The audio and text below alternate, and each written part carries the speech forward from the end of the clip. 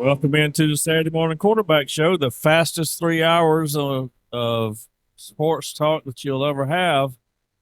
Bruce, I'm glad you could join us, buddy. He's got to get his ears on, Eddie. Well, He can't hear anything until he gets his ears on. And hey, I understand that. sometimes I can't even hear with those on. Either.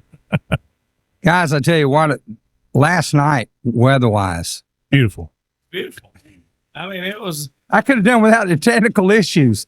Man. well, they happen. You adapt. Yeah, That's the best thing you can do. The one thing about doing games in small communities like we do, sometimes you just never know where you're going to be at in conditions like that. Not sure if it's a combination of the transformer system that was inside the press box and the fact that the press box was metal and stuff like that. But we had major issues last night. Ended up in the stands amongst the Twigs fans that was very kind to us. Awesome. And actually working off a phone and nothing else That was it. because we couldn't get power out there. So nothing we could do. Nothing. Adapt and come. And Bruce, they were awesome hosts, weren't they? oh, absolutely. Great guys. Yes. I was looking for head coach, Coach Patrick Ray. I asked the guy in the press box, I said, can you point out Coach? He said, well, actually, I'm sitting right next to you. Yeah, I was talking to you. I told my wife about that this morning. That was funny. That was pretty funny. We go to the phone line on the line with us now, Coach Tim Suttles of the Hogsville Red Devils winners last night, 48-0. Devils moved to 4-1 this morning. Congratulations, Coach. Thank you very much, Bruce. Coach, it was just one of those games you just go out and you take care of business, take care of yourself, and just go out and execute.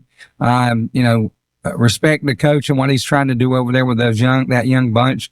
But we just went in and took care of business. Yes, sir. It was pretty much how we wanted it to go as far as our older guys staying focused and getting the job done and allowing our younger guys to get to play. Real proud of what we were able to do. We continue to take steps forward. Coach, going into the last night, of course, last week, Dagan went down.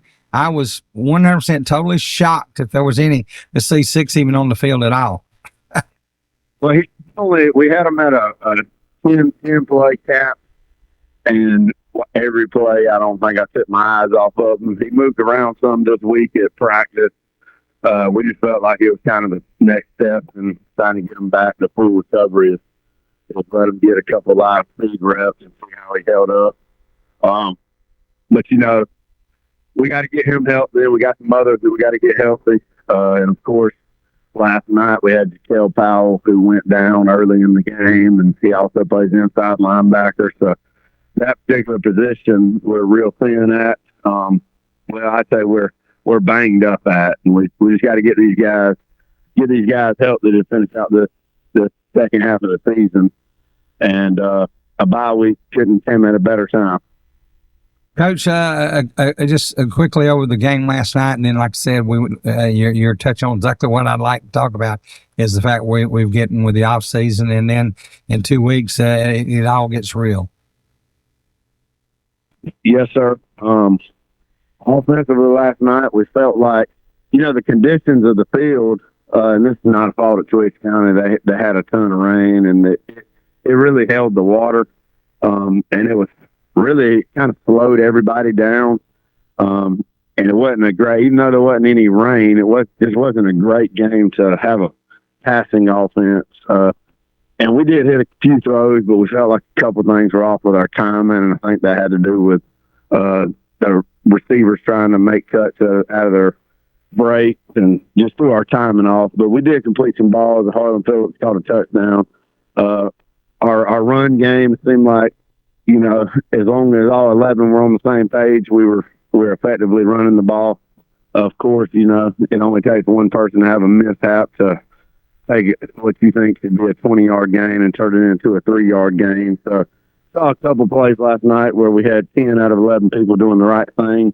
Real pleased with where we're at, though. Still spreading the ball around real well. Naeem Blair found the end zone a couple times, and I would say now Nelson Singletary was probably the only player on the field that the field conditions didn't seem to make look slower. He really seemed like he had a good burst last night, and I'm real proud of that. That's kind of about what Coach Entry said about me years ago. He seen me and during the offseason, I put on 20 pounds, and he looked at me and said, "Brother Mimbs, you put on a little bit of weight." I said, "Yeah, Coach, about 20 pounds." He said, "Doesn't matter. You still can't outrun that light pole over there." Yeah, he felt like that all the time. Coach, going into a game like last night, your kids today are smarter than ever on when it comes to that kind of stuff. You can't blow smoke up the butt. They know that they're going into a game like that they're a big favorite, and sometimes it's hard to keep them motivated.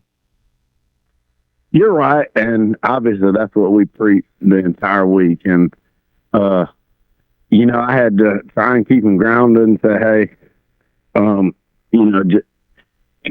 we right now we're 3-1, but honestly, in the grand scheme of things, we hadn't done a whole lot." And I one of my favorite things to say is you don't get redos on Friday nights. We had a good week of practice, we really did, and our JV played Thursday and got a win. And it worked out. Let's just put it that way. It was something that we were, as a coaching staff, we were worried about. We harped on, we preached on. But we do have some leaders on our team who are really stepping up and trying to lead this team. And without them, we probably would have had a lack of focus. But I was real pleased with what our guys did. Coach, the off week next week, and of course, it all starts for real in 2 weeks. And I tell you what, right now there's 5, I think, really good teams in our region right now. Telfair's playing great. Wheeler County is really playing well on offense, and they're putting up some points. Wilcox County is always Wilcox County, and Dooley, even though they're sitting there with a 0-3 record, they've lost to the likes of Chris County and Macon County, and I think that one may have been clinched if I'm not mistaken. No, Irwin County. I think there's 5 really good, strong teams in this league. I think you're right, Bruce. I think it. And honestly, Bruce, I think that just looking at some scores and what I've been told about Truthland, I think they're actually much improved this year. And I think all 6 teams at this point are saying, "Hey, we got a chance for one of these playoff spots, and let's see what we can get." But you're right, that Dooley County record is deceiving. And until somebody beats on Wilcox and takes them out of region championship, they're still the top dogs. And we know Wheeler has a really good running back. And it looks like they've been successful running the ball against a lot of people. Telfair obviously is a good football team. They're undefeated, and we'll get to watch them next week. They play Bryan County at home because they had an open week earlier in the season. Now they lost the game earlier in the year against Lanier County due to weather, so I think they're only 3-0. So next week will be their 4th ball game. But you can divide this season in half. There's the first half which we just completed, and we're happy about what we did. Is what really matters. So we got some work to do in 2 weeks to try and get better before we get this region plate started. Coach, one final question before I let you go. JV have a game next week? We off next week. We have searched for a JV game, so we will not be playing our middle school plays 2 games next week, 1 makeup game and a home week, both of them Monday and Wednesday. So we are just going to be on the practice field all week. We will not be competing this week. Well, Coach, listen, again, congratulations. Have a great weekend, and we look forward to talking to you in a couple weeks, hopefully about another great victory. Yes, sir. Thank you very much, guys. Thanks, Coach. Have a great weekend. And Eddie, maybe an opportunity in these final seconds, maybe we can get some tests in next week. Yeah. That would be great. It would be great. We're going to take a break in just a second. Want to remind you the Steakhouse Restaurant, our sponsor. Head on out to the Steakhouse Restaurant, get you a great meal, and just tell them that Bruce sent you, and they'll give you the best seat in the house. We'll take a break. You listen to Steakhouse Restaurant Saturday morning quarterback show right here on the XL Sports Network.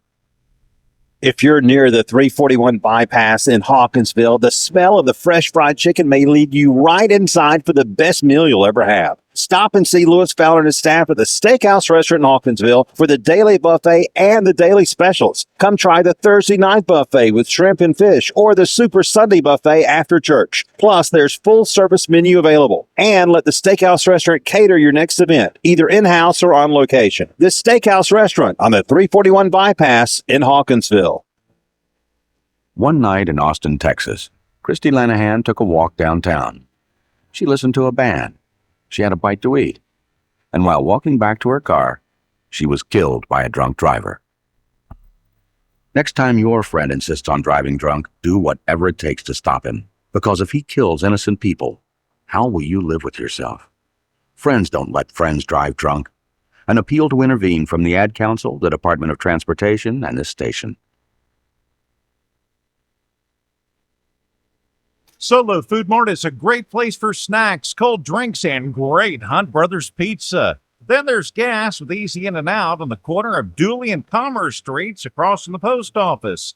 Solo Food Mart, Hawkinsville. Call 478-783-2584. Solo, your stop for Hunt Brothers Pizza, cold drinks, snacks, lottery, and friendly staff. College experience is changing in our community, and Central Georgia Technical College is your college for what's next. Dual enrollment and the Dual Achievement Program offer new paths out of high school to earn diplomas, certificates, and degrees.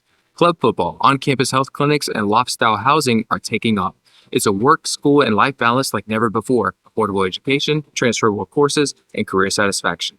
Warner Robins, Macon, Milledgeville, and more. Simply put, CGTC is your college for our community. Apply today. Visit www.centralgatech.edu. Let's play Who Wants to Volunteer in Your Community with Ella in Santa Monica, California. Hey, wait, I don't want to volunteer. Volunteering can really be fun. In fact, we've asked your entire algebra class here to tell you more. But we were thinking that you should start tutoring people because you're all like smart and stuff. I should? You free tonight? Sure. To find out ways you can volunteer in your community, log on to teensvolunteer.org. Do what you like to do. Volunteer. A public service message brought to you by USA Freedom Corps, the U.S. Department of Justice, the Crime Prevention Coalition of America, and the Ad Council.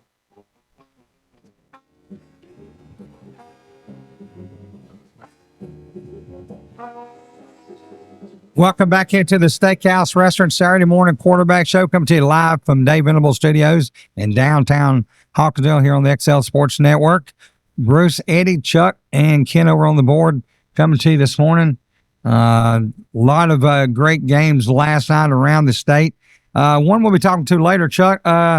Warner Robins down 22-0, I believe it was. Come back one. Yeah, 20-0, and ended up being 22-6 up there, or 7, something like that, and came back and won. And we'll get a chance to talk to Shane Sams, head coach at Warner Robins here pretty soon. We're either going to start calling them the cardiac kids or the cardiac kids. I don't know because they are doing it. I think Cleveland's got a trademark on that one. I'm excited.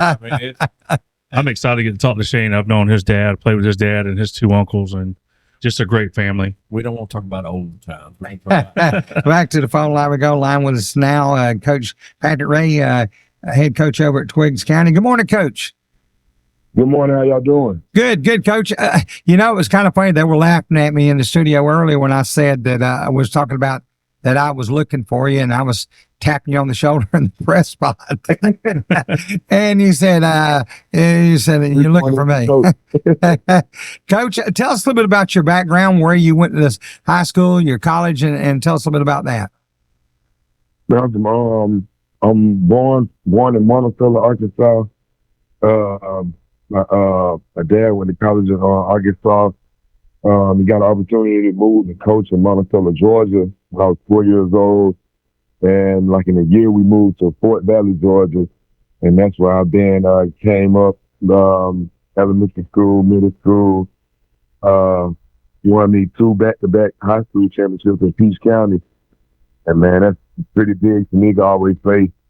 If you know Peach County, man, you always know about Peach County football. And they treat it pretty different around in there. Ended up in a scholarship to college and won me a conference and national championship in college at the University of Arkansas Pine Bluff. And after that, man, just been my senior year, had a chance to talk to coach from the Falcons. And the game before my championship game, I ended up blowing out my ankle and having to get screws and all that. And it kind of got lost along the way. I talked to my coach, Muncie Coleman, man, great guy. And I just asked him, I said, Coach, when is this feeling of not being able to play again go away? And he looked at me and said, it doesn't. He said, if you're smart, you'll learn how to coach. He said, I can't play football forever, but I can coach until I can't walk. And that is always stuck with me. Coach, I think you mentioned a name or two that you remember from over at Peach County. One Chad Campbell. Yeah, yes, sir. That was my coach all my life. Like I said, my dad coached. I've known Chad Campbell from when I was a little 5-year-old running around the football field all the way up till I graduated. He became my head coach my senior year. Coach, what brought you to Twiggs County? I said it in my interview. I said the Lord works in mysterious ways, but He makes no mistakes. I said it's where I'm supposed to be right now. Coach, tell us a bit about the program and what you came into. We sort of know a little bit about it over the years, covering you guys, and tell us a bit about what it was like. Both I had no clue about the program. I was teaching pre-K. I stepped in something that I had no clue about, and man, I fell so in love with teaching pre-K that I said I'm done coaching, and I was working on trying to own my own daycare. My principal, the guy who taught me when I was in high school was the principal at Twiggs, and he knew about my background. I knew my father. He knew I came from coaches, and he asked me did I want an opportunity to coach in Twiggs County. Well, I had no clue what Twiggs County was, but I got that itch again. I said I sure will. So I came down as a sub, met everybody, met the kids, and within a year, I ended up going from a sub to a head coach. And I just told my dad, man, some guys don't see head coach for years. And I said, the only thing it could be was a blessing. Well, Coach, listen, I got to tell you something. I respect you. I appreciate the job that you're doing. You stepped into a program that had struggled the last few years keeping coaches. Then you got the COVID situation, which cut the number of kids you got. You don't have many, but I tell you, you got a bunch that worked hard last night, and we appreciate and respect everything you're doing. I want you to keep the lines open. We'd like to call you again in a few weeks and check in on y'all and see how it's going. Hey, Mr. Mimbs, I greatly appreciate that. The young man, like I said, a guy asked me, he said, man, how you loving the program? You know, this is a dream. I even told my guys, even though after the game, I said, man, y'all have no clue. Man, it's a dream come true to me. But I told my one of the guys, he said, how is that? I said, have you ever pulled teeth before? It's kind of like that. They're a great bunch of guys. It's just, I believe football is a 2 to 3 year changing type deal. I'm highly big on, like I said, I have multiple championships.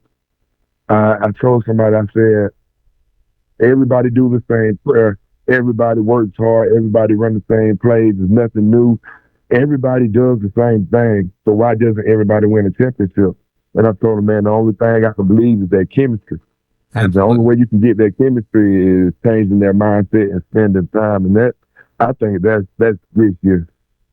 Well, Coach, listen, it's been a pleasure to talk to you. We want to get you on again soon. Have a great weekend, and we'll talk to you a little later on down the line. Hey, you all do the same. Y'all have a blessed one. I highly appreciate this. Anytime, Coach. Have a great weekend.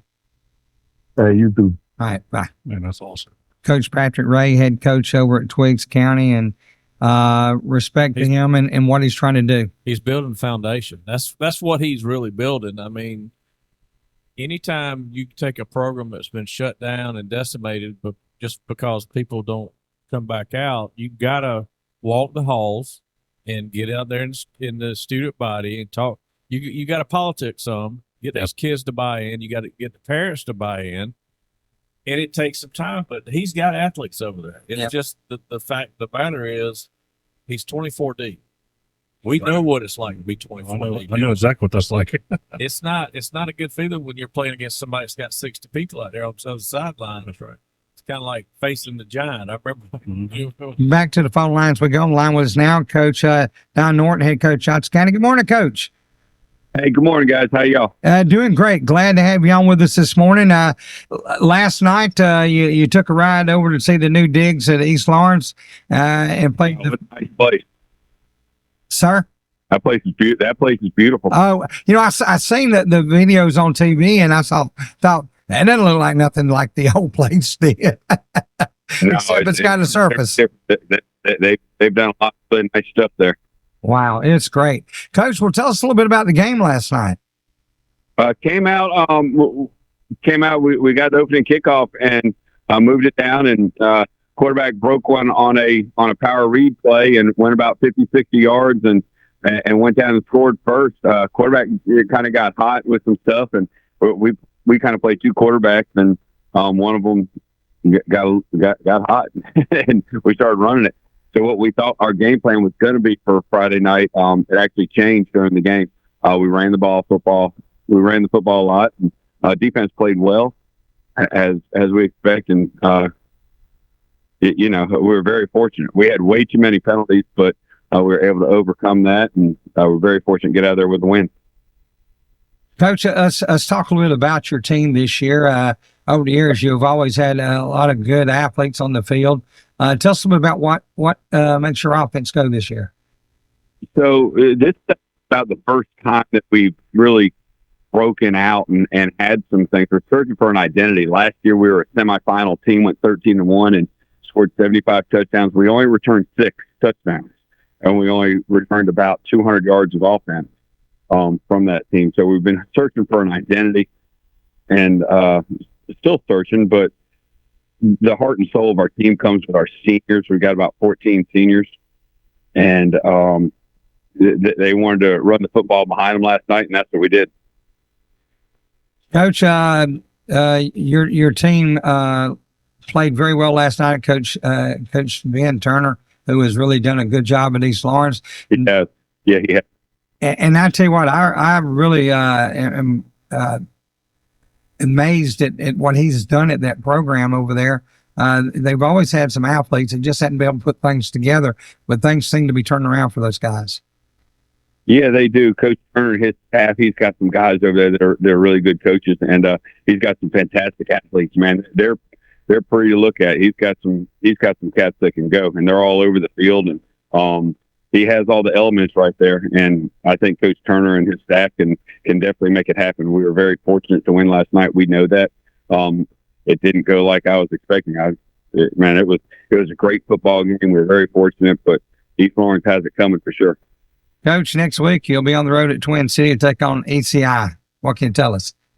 That's what I was told. I haven't seen them yet. It's always a good rivalry. Kirsten and I are really good friends, and it's always been a good rivalry.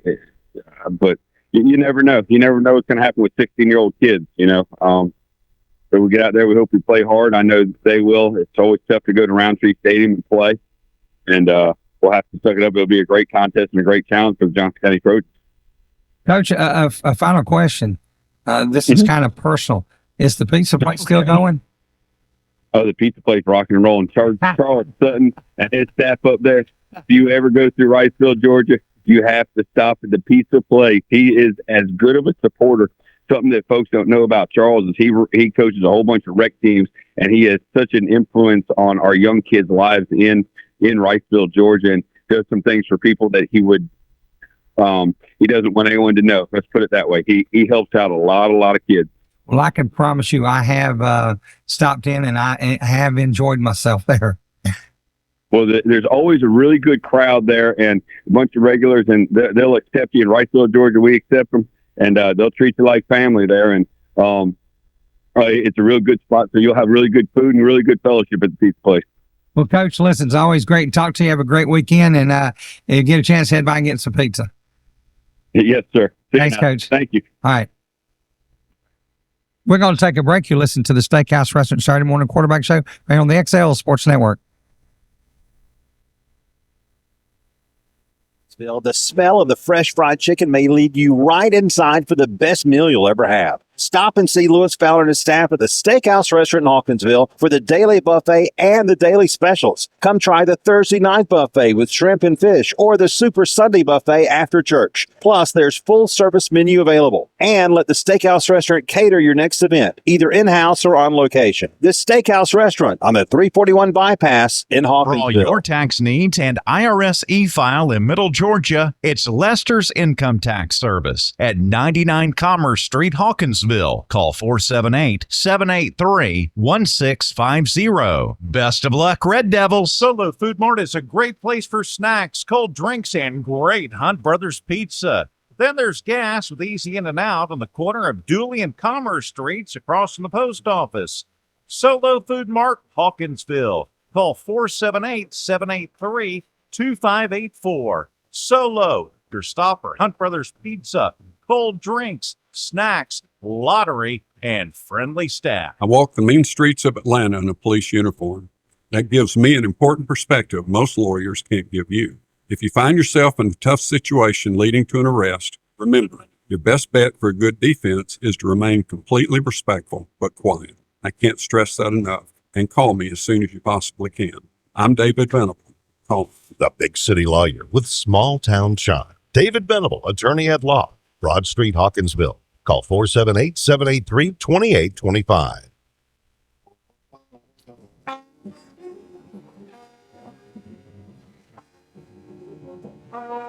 Welcome back into the Steakhouse Restaurant Saturday morning quarterback show as we continue coming to you live from the Dave Venable Studios in downtown Hawkinsville. Chuck, you got any scores for us? Sure do. Bruce, we got a few from last night. Buford took on Carver, Atlanta, and won 31-0. We talked about the Warner Robins comeback against touchdown. They pulled it out in the fourth quarter, about a minute left to go. Scored a touchdown, won 29-22. Had Lumpkin County winners over Hart County. Calhoun County over Baker County, 34-16. That Lumpkin County, Hart County score, Bruce, was 30-10, by the way. Let's see. Other scores. Got to load them up here, Bruce. Hang on. You had Lovejoy over Rockdale, 54-13. Riverwood over Chamley, 35-13. Let's see. North Springs, 17-10 over Midtown. Woodland lost to Pace Academy, 37-0. And you got somebody on the field. Back to the phone lines. We go online now with us, Coach Aaron Phillips, head coach of Bullock Academy. Good morning, Coach. Good morning. How you guys doing? Doing great, Coach. Glad to have you with us this morning. Always a pleasure. Last night, y'all took on Augusta Prep. I think that's the first time y'all ever played them. Is that correct? We actually played them last year. Okay. This is the second time then. Yes, sir. What can you tell us about them, Coach? Last night we had a really good game plan going in. We've been scoring a lot of points. We're still a triple option football team. And Coach Todd Booker, time GHSA coach, he does a really good job. They're a little young. We're able to kind of do what we wanted to on offense a little bit. We won both lines of scrimmage. So anytime you can do that, you're going to be successful, I think. Coach, tell us a bit about your kids. When you get into a game like that and y'all score as many points as you do, someone up front, your line's going to be doing a good job. And, of course, your quarterback and your running backs have to be on the money. Yes, sir. We have a veteran offensive line that returns from last year. We're pretty good size. We're going to average around 240 up front. We got kids got a little height, 6'2", 6'3" guys, and we're a flex bone team, so we try to get after it pretty good up front. Quarterback is the second year in the system, being Eric. One thing that we've really tried to emphasize this year is being able to throw the football a little more, being a little more efficient when we throw the football. And I think thus far this year, Ben has 12 touchdown passes, 11 or 12 touchdown passes. In 4 games in a flex bone offense, that's pretty sporty. We have a stable of running backs. last couple of games, it's been hard to get everybody touching. And your guys are playing just the first half of the football game, and we have three really good senior backs who man our A backs, or what we call our wings, and we have a senior fullback and really good wide receiver, and Shamar Jenkins. He's been an asset to us this year. A guy that we've been able to feature and try to get the ball through a little bit more, and be creative in ways that we do it. And we just being a seasoned bunch and being in year two, it's kind of paying off. 2 years now in the weight room, 2 years under our program and our coaching staff, and we're starting to see some of the fruits of our labor. Coach, I've watched a little bit of video this morning on you guys online, and I tell you what, you got some pretty good size and pretty good quickness. I've seen 3 long runs of 50-plus yards. Pretty good quickness out, some pretty good size kids. Yes, sir. We have a couple of running backs that are getting looked at right now. Isaiah Smart is a senior, really thick kid, weight room guy, tough kid, hard to bring down, and he runs pretty good too. For a kid that's 181 pounds, he runs really well. He's gonna make a fine player at the next level. Brennan DeRosa is a kid that's he caught a touchdown pass last night, had a couple long runs. He's a 5'11", 188 pound running back, and anytime you can get wings that are above 180, that's pretty good. And guys that can run, you're putting together a pretty good little offense. Coach, how many kids do y'all dress? We dress 40. Wow. That's one of the things right now is we're trying to increase the numbers. The school is growing a lot, and my 3rd through 5th grade team is what we call junior pro. I think they have 48 kids. My middle school has 40 kids, and my varsity has 40 kids. So we hope we keep those numbers up, and we would love to be around 50 or 55. That's kind of the goal in the future. Coach, moving forward, I guess coming up next is Savannah. Yes, sir. What can you tell us about them? I've followed ball for a long time, and that's a team I just don't recognize. Savannah High, is a GHSA school out of Savannah, and we're going to down there. It's going to be a unique week for us. I've been coaching for 18 years, and this is going to be only the second time in my career I've ever played on a Saturday. The first time was due to a hurricane. So we're going to play at 12 o'clock Saturday, I guess, lunchtime, noon kickoff. So Savannah will be super athletic. They're going to be a spread offense team. They're going to run some formation, some form of a 4-man box, whether it be some 4-4, 4-3 look. So we'll see. I mean, we played them last year, and we were able to handle them pretty good. They got a new coaching staff, and I think doing a pretty good job of trying to turn things around a little bit. So, the challenge for us is to stay focused. We've had, 3 games in a row right now. We've scored 50-plus points. And your starters are only playing a half of football, so our post-game speech last night was not a pleasant one. It was about all the things that we need to clean up, some pre- and post-snap penalties that may not make a difference when you're winning 50-0, but they will as we get into region play and opponents get a lot harder.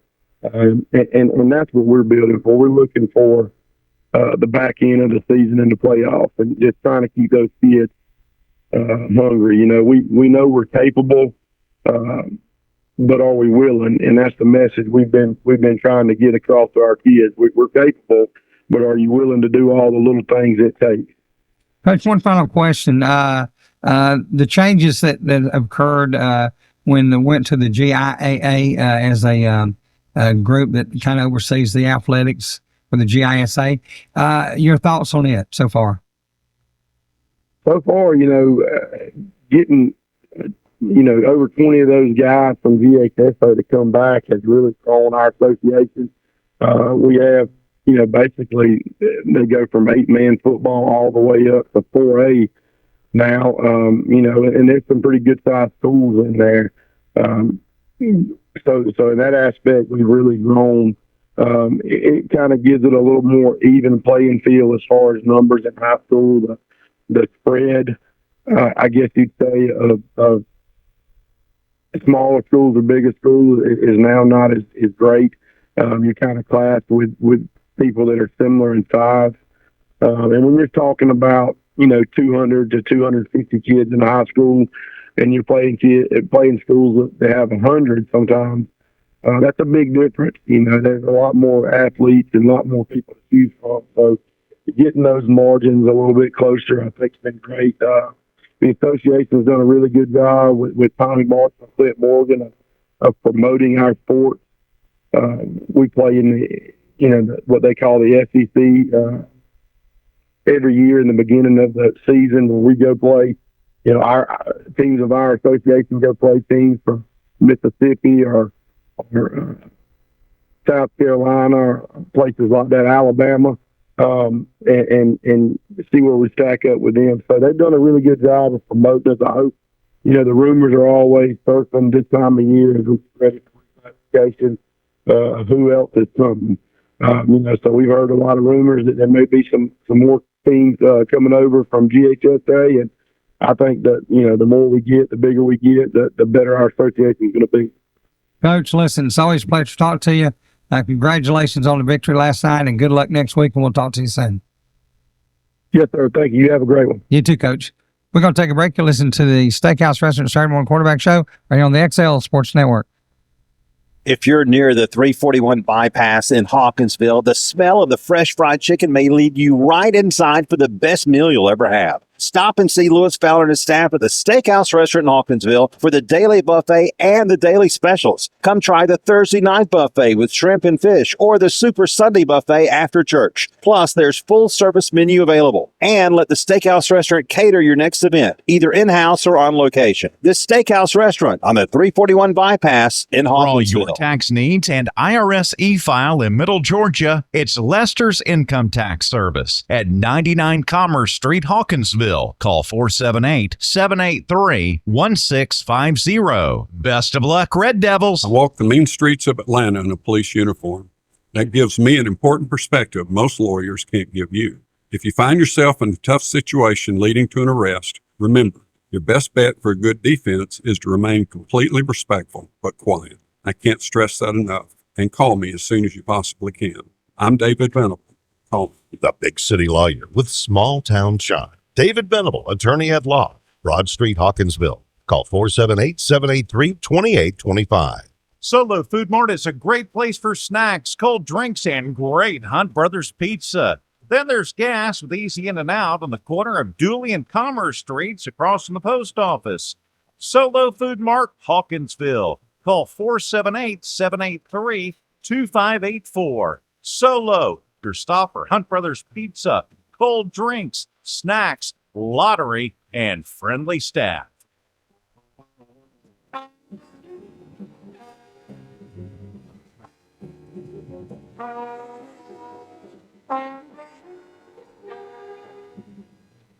Welcome back into the Steakhouse Restaurant Saturday Morning Quarterback Show. As we continue this morning, Chuck, you got any more scores for us? Sure do. River Ridge winners over Woodstock 51-7. Riverwood winners over Chamley 35-13. It was Kendrick on the road beating Spencer 57-7. Defensive struggle here, Washington and the Best Academy 10-6. Boy, that was a defensive struggle there. That was a baseball score. That's right. Braves playing. Yeah, right. Yeah, Washington scored one more than the Marlins did. You got Waco over Glen Hills 50-0. So you got Douglas County over Alexander on the road, 50-8. Creekview on the road at Altoona, 38-14. Creekview won. You got Moore Haven out of Florida went to Appling County, and Appling County took care of business 40-6. On down, you got Providence Christian. Man, listen to this: 71-0 over Athens Christian. Man, here's a good one: Clinch County over Bacon County, 28-26. And I think you got a call. What else do you got? We got 2 meetings. Good morning, Coach. Good morning. How y'all doing? Good, Coach. Glad to have with us. We're talking to Coach Wiggins up at Northeast, Coach Jeremy Wiggins. Coach, last night, Ace Academy, a good game. Yes, sir. Coach, tell us a little bit about the game last night and how you guys played. Well, we just wanted to come out and try to establish, the run and try to be physical, at the line of scrimmage and kind of make some plays and, on the edge of between the tackles. So we have just done a great job with those guys, and we just wanted to come out and play our game. That was the main thing, just play our game. And Coach, you took on a team in Ace that has been scoring a lot of points. They were undefeated coming in. You guys were with only 1 loss on the season and a huge win a couple weeks ago in the win over Fitzgerald. Oh yeah, well, we took a tough loss, against their person, and we just kind of built off of that. And the main thing we've been focusing discipline on. Trying to cut down on mistakes and stuff like that. Then we go down to Fitzgerald and we just played hard against them, and that was a good thing for us. So,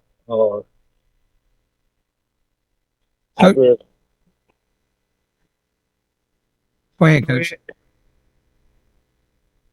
So I was just, with getting Fitzgerald, with them being, I don't think they have like 2 penalties the whole game. So they're a well-coached team, and going down there in that environment, they number 1 in the state. They've been to 3 state championships the last 3 out of 4 years. It's a tough team to play. But, we always try to, just play our game, and we just told the boys to keep playing hard to the end of the game. Coach, coming up next, you guys will have Southwest, Coach Dupree and company from across town. Any information on them yet? I just know they're real, they're going to be real athletic. They're going to try to throw the ball. And we got to stop the passing game. So that'll be our main focus, and still be able to stop the run. But I always start the run first, but we got to be able to defend because they got some good skill players and wide receivers. So we want to make sure that we take that away from them. Coach, you took over that program in 28 there in Northeast, and y'all have improved every year. In 2020, you guys made it to the second round, went 8-3 on the season. Next year, quarterfinals, and then last year, another a second round team. Your guys really play up, and really good teams. Y'all play really tough. Yeah, well, we try to get ourselves prepared, by playing, some good competition with non-region, kind of get ourselves prepared for the playoffs and the region games we got. So we just want to make sure we get the boys a good, good competition every week when we're playing football. For me, I think every game for us is a playoff game because we're going to get everybody the best shot. So we just got to prepare a little bit different than everybody else. Well, Coach, again, congratulations on the victory last night. Good luck next week, and appreciate you being with us. Well, I hope to get you on again in a few weeks. Oh, no problem. Appreciate y'all having me. Anytime, Coach. All right. Coach Jeremy Wiggins, head coach of Northeast. They started region last night. Yes, they're in region play now, so that win last night was big. And I tell you what, they have always been a giant killer. They'll find that one team during the year that they really upset. I'll tell you what, this is not the same Northeast back in the 80s when we played. This was the homecoming team when we played back in those days. You look forward to getting about a good quarter and a half of play, and then they put the young guys in back then, but not now. No, I wouldn't schedule them for a homecoming. Coach Yep. Wiggins doing a great job. It was a physical game last night. I watched some of the Yeah, highlights, I and it was physical. Back to the phone lines we go. On the line with us now, Coach Paul Standard. Good morning, Coach. Morning. How are y'all doing? Good, Coach. Glad to have you with us again this morning. It's always a pleasure to have you on. Well, appreciate you guys having me. And Coach, anytime. Glad to have you with us. This week you had an off week. How'd y'all treat it? Well, what we did this week, Ken, is that we gave our varsity a couple of days off, and then we practiced 2 days, but we were able to spend some time with our younger players because we did have a JV game. But we watched film all 4 days of our opponent, but we did give them a little bit of time off, let them get their feet up underneath them, because we've got a 5-game stretch of all region games before our next open week. Coach, at this point in the season, things have gone pretty good for you guys. Kind of break down what you've been through, and then we'll take a look at what's coming ahead. Well, we started the season, defeated LFO, and then our second game we played one of our 2 big rival games against Fannin, and they got us pretty good. And big question from us about our young men were how are they going to respond after having a disappointing, emotional loss. But the next 2 weeks, our kids really did a great job. Our staff did a great job, bounced back, and we beat Murray County, and then we won what I consider a big game for us. We beat Ringgold. That was a team that beat us pretty good last year. So it showed our kids, that we could beat a good football team, and I think we did that. So pleased with where we're at. Still got some things like everybody we're working on, but I do believe we're in a good place to begin our region play, which obviously starts next week. Coach, how's the health of your team? I know we've talked to several over the last couple of weeks that we're deep enough in, quite a few bumps and bruises.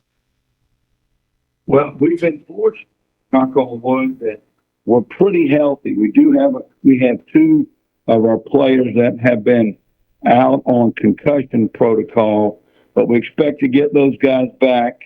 One maybe this week, and then the other one following week. But we overall we've been pretty lucky with the injury situation. We do have a little bit of depth that if we were to sustain any injury, that we can overcome them, but we want to try to stay away from that as we get to region. Coach, you had the off week, and then coming up is Wesleyan, Coach Frank Pridgeon and company. What can you tell us about them? They are, as you would expect, and I've been friends with Coach Pridgeon, very well coached, very sound in what they do, and they've got a good football team. I think they're 2-2 at this point, but they've played some good competition. And, and we got to go down there for the first time ever. Gilmer's never played down in Norcross. So we're going to make that trip Friday. And obviously a big game for both of us as we start region play. Because I do believe both of us have a good shot of obviously making the playoff. And I think having a hand in, who's the region champion. So got a huge game coming up. Well, Coach Frank Pridgeon, I've known him for a number of years, interviewed him quite a few times. Actually been up on campus and met him up there when I was up doing some baseball broadcasts. And I tell you, a classy guy and a great campus and facility they've got there. Boy, you're not kidding. When I was at St. Pius, we played them in the lower programs. We never played them on the varsity. But last year was my first, opportunity to compete against Franklin and his team. But I've known him for years, and you're exactly right. Class man, does a great job. And I think they got as good a chance as anybody in our region to be the region champion. It's going to be a huge challenge, but I think that, our guys are going to be ready. I think it's going to be a great high school football game. Great atmosphere. Coach, I'm not going to date you with any numbers or anything like that. You've been coaching quite a while. Any major changes to the game that you see from the time you started as a head coach till now? Yes, I would say the biggest, change that I see from the game itself is, what we do offensively is becoming more and more antiquated. And I some days I think that helps us. And then other days I'm not so sure because of the rule changes that continue to occur. And I understand about the safety factor, but I also remember back when I was even a player, we coached our players to defend certain types of blocks and schemes and whatnot. And so, I think that's a change.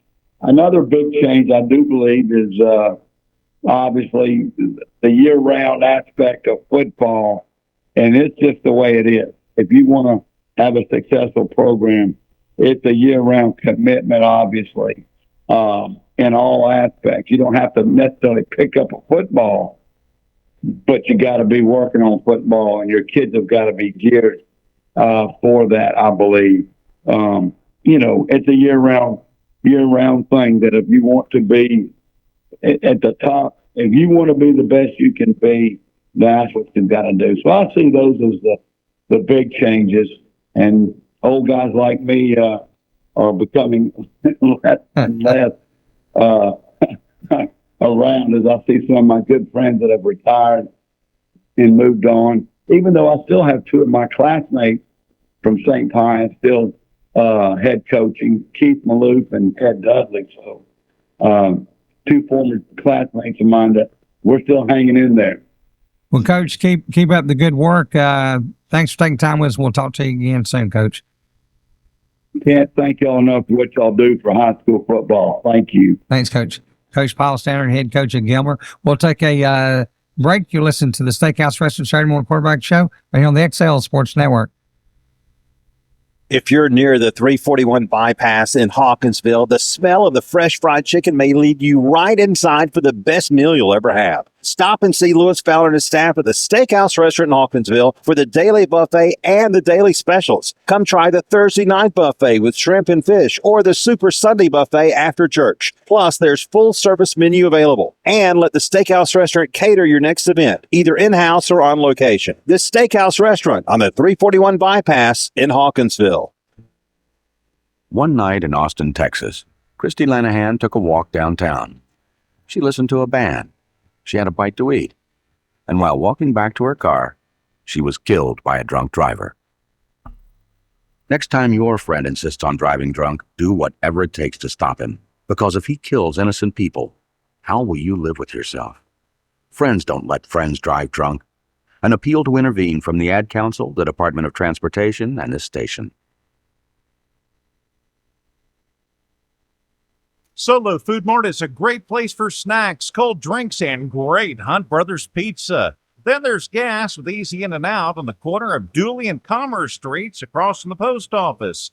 Solo Food Mart, Hawkinsville. Call 478-783-2584. Solo, your stop for Hunt Brothers pizza, cold drinks, snacks, lottery, and friendly staff. College experience is changing in our community, and Central Georgia Technical College is your college for what's next. Dual enrollment and the Dual Achievement Program offer new paths out of high school to earn diplomas, certificates, and degrees.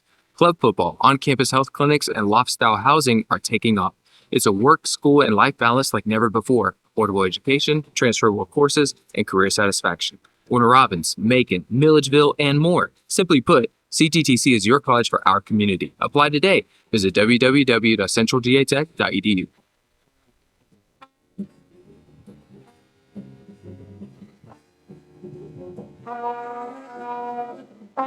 I figured they'd win that one. If I'd scheduled them, because I thought they would win. Welcome back into the Steakhouse Restaurant Saturday Morning Quarterback Show. as we continue live from the Dave Venables Studios in downtown Hawkinsville. Folks, fast 3 hours in radio. We go off there at 12 o'clock, head on out to the steakhouse restaurant and get you a great meal. And you know what? I don't think that Lewis and his guys have any problem. If you go on out at 11 o'clock, set your smartphone next to you, eat some great food and listen to us. That'd be great. You can always order off the menu. You can always take your phone and sit it there on the table. Right. Whatever you want to do. Yeah, absolutely. Lewis works hard in there too, man. I tell you, Sunday he was humping on Sunday, man. He get him seated, get him around there. I asked him how the old hip was doing. He said, "Eddie, I got a lot more flexibility. It still hurts, but you see him walk around with a limp, but he was getting around really good. I'll tell you that. I'm used to seeing him on the end there, carving that roast beef. I couldn't keep up with him, man. Charles does that now. Well, they were training young Mr. Collins the other day. Yeah. And Trey, teaching him the aspects of roast carving. Well, they were teaching him how to stack plates when I was there. Hey, Mr. Eddie, how you doing? Fine. You don't drop the plates. I want that end piece there, please. Some of us have better priorities than others. You know, that's kind of what Lewis does. He employs some of these student athletes that can't work a regular job because of football and studies and all that. And he gives them a chance on weekends, you know, when they have some downtime. As we were sitting there talking, he says, "Hey," he asked, is Malik in? So he brought Malik out. And he didn't tell me which one. And you know, without the jerseys, and I remember those kids coming through elementary school, but yeah, They change. They change, and you know, I don't know which is which. And I'm talking to him about how good he's passing, and I'm realizing Lewis tells me, "Oh, that's Tim's." How well I got set up. How well is catching? or covering that D1 guy. Yeah. Man, he did a great job. Yeah, we're talking about the Red Devils and Jaden Collins playing center field, if you will, last week. I'm serious. Went from on the home side from the hash marks, knock one down, and then he crosses the hashes on the other side, knocks another one down. I mean, the kids just all over the place, and that's the way they play. They swarm. There was a play last night. There were 10 white jerseys at the ball carrier. The only one that wasn't was the safety downfield. And that was on a sweep too. That wasn't a play up the middle. That was on a sweep. Well, I mean, my thing is, if you watch that defense, you know, I brag about the front eight, but really there is no weak link in the defense. It's growing. We're going to take a break. You'll listen to the Steakhouse Restaurant Saturday Morning Quarterback Show right here on the XL Sports Network.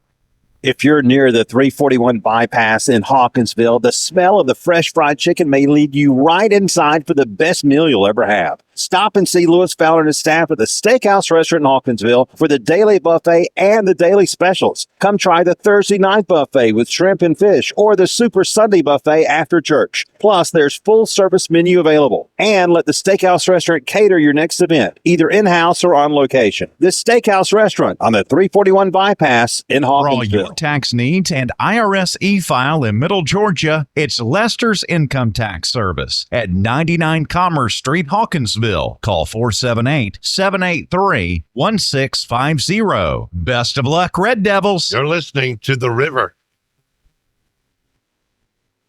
Tell your friends about The River.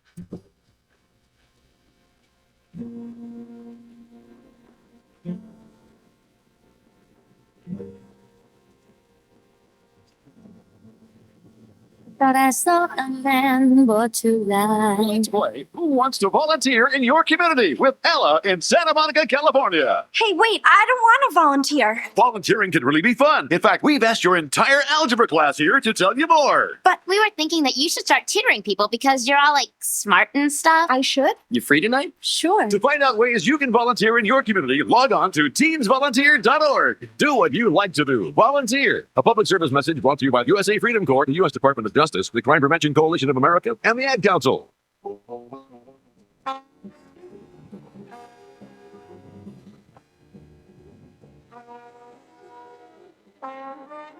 Welcome back into the Steakhouse Restaurant Saturday Morning Quarterback Show live from the Dave Venables Studios in downtown Hawkinsville here on the XL Sports Network. We're going to take 10-second break to allow our stations to identify themselves. You listen to the XL Sports Network.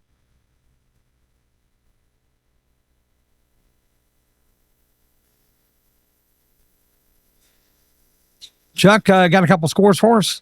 Sure do. Back on the scoreboard here. Early County on the road to Baconton won 45-0. It was Banks County at home over George Walton, 19-7. Benedictine at home beat Hebron Christian 35-10. Peachtree Ridge went to Berkmar and won 39-7. Berrien over Atkinson County, 42-22. And Marist over Blessed Trinity, 31-14. Back to the phone lines. We go online now with us this morning, Coach Preston Pogue of North Murray. Good morning, Coach. Good morning. How you guys doing? Doing great, Coach. Good. You guys had a week off this week up there in God's country where all that nice, cool air is at. How was it? Yeah, I don't know about the cool air, but it was a good time to take off. We start region play next week against Harrelson, so it was a good week of practice and sort of get our second win and get ready to play our region games. We're going to get the best of both worlds today. After we talk to you in a little while, we're going to talk to Coach Kyle Hockman in New Hampstead. He'll probably be down on the beach having a coaches meeting or something. Yeah, you're probably right. Yeah. Coach, tell us a little bit how things are going this year for you guys. Well, we're 2-2 non-region schedule. We played some good teams. You know, we could easily be 4-0. We lead off with Dalton, and they beat us 35-14. But we had some big turnovers in the game, and that's one of our losses. And then we took care of Pickens and Ridgeland, and we had a heartbreaker last week. Northwest, we had them 35-14 in the fourth quarter, and same sort of deal at Dalton. We turned some freaky, crazy stuff happened. The ball slipped out of my quarterback's hand. They picked for a touchdown. Anyway, they kicked a field goal, made it 30-35 right at the end of the game. But just looking forward to the region schedule. I like playing those better teams in a non-region schedule. Just gets us ready for the region and the playoffs. Coach, you got 2 or 3 really good offensive weapons. I think your quarterback's having a fine year, and you got a running back and a receiver that's pretty darn good too. Yeah, I mean, I've got I've been blessed with good quarterbacks. Skylar Williams this year, he's played the last couple of years at receiver, but he's a quarterback when he came to North Murray. But Seth Griffin was my quarterback, and he's at Georgia State now. But Skylar's having a great year. He's leading the state in all classifications in passing, and Justin Pettit, rock for me his whole career. I mean, he leads the state in all classifications in receive. But he just does so much stuff. I mean, like you said, he's a running back also. He's on the field on defense all the time. And it's probably, I told somebody the other day, probably the toughest player I've ever coached. Just that mentality. So, it's been a good year. But, you ask those guys, they'd rather be 4-0 and have all those stats. And that's what makes them good. I mean, they're both team guys. Coach, I got to ask you, you guys got, I think, a ceremony coming up sometime next month. Y'all going to get to retire a jersey, is that correct? Yeah, we're going to do that October 20th and against Model, which will be a big game for us too. But it's going to be great to have Lad back on campus. They're off that week. And, he's just a humble guy. When I talked to him, he was just shocked about having it. And I talked to him later on. Last week I talked to him about it. He said, Coach, I've been thinking about this. You've had a lot of good players. I just don't know. I said, man, he's just a humble guy like that. He don't want the spotlight on him, and just a great kid. A great kid is brought a lot to our program. Well, Coach, I know there's 3 of us in the studio here that love to watch him anytime he's playing on Saturday afternoons. I got one across the way. He wears orange. He's not as happy to see him. He just smiled and he ain't gonna say a word. Orange, orange is just a bad shade of red. All it is. Yeah. Coach, hopefully Lad plays against South Carolina. He's had a little back trouble, but it's nothing serious. They've just been holding him out. He's had some stiff stuff, but hopefully he gets back in there and gets the game started. Oh, that'd be great to watch him again. This afternoon, of course, CBS kickoff at 3:30. Georgia, South Carolina. That'll be a lot of fun. Coach, as you look at the state of football right now, reclassification's coming up. Any thoughts? Yeah, just we're sitting here trying to guess where you're going to be. I guess every school's doing that. That's going to be 6 classifications, and it's hard to predict because you got teams that it'll appeal to go up and down and stuff like that. So, we moved down last time, and we lost some of our rivalry stuff that teams we played, and who knows what'll happen this time. I hope we get some of those teams back, and some of these local teams, and but you never know. It's a crazy thing.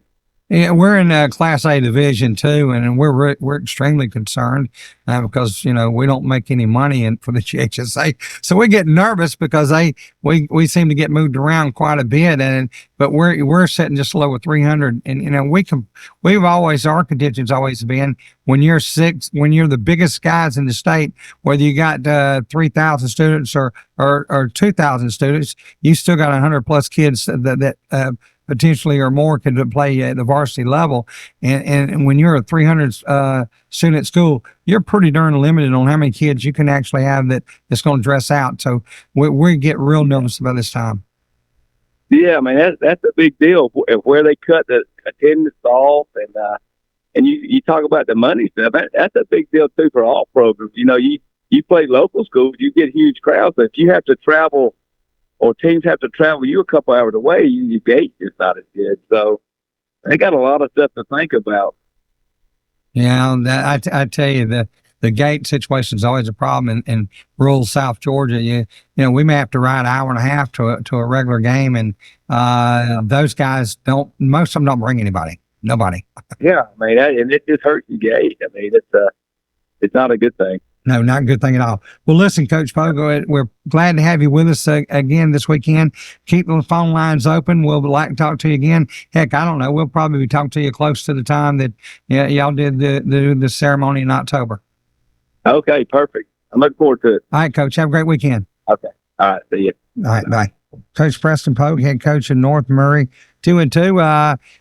Eddie, you didn't pop in on the Jersey retirement. I felt like it wasn't my place. Eddie's staying in his lane.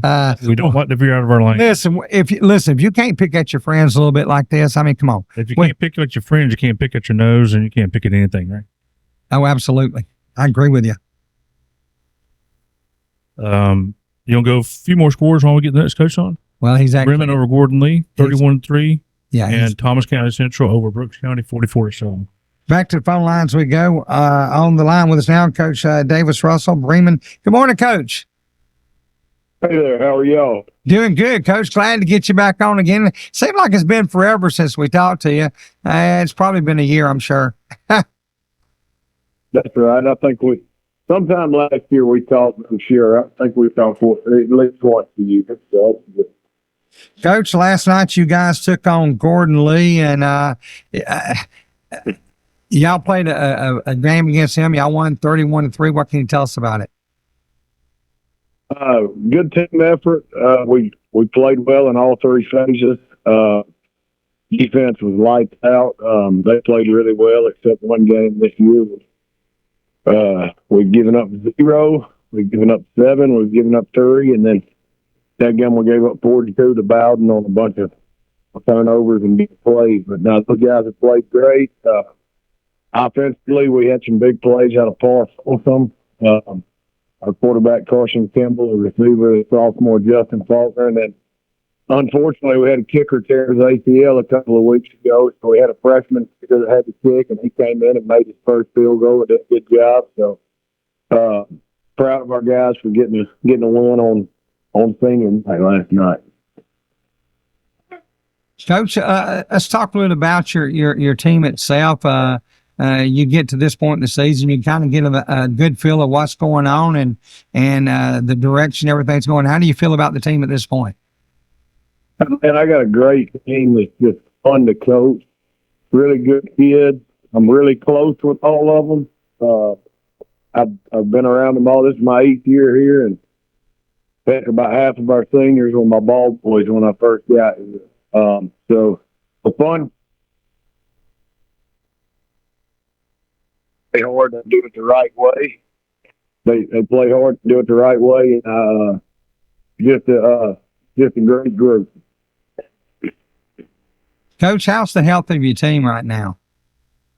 It's okay. Like I said, the kicker got hurt, and we've had some guys banged up. We played Hurd, Harrelson, Bowden the first 3, which are our rivals.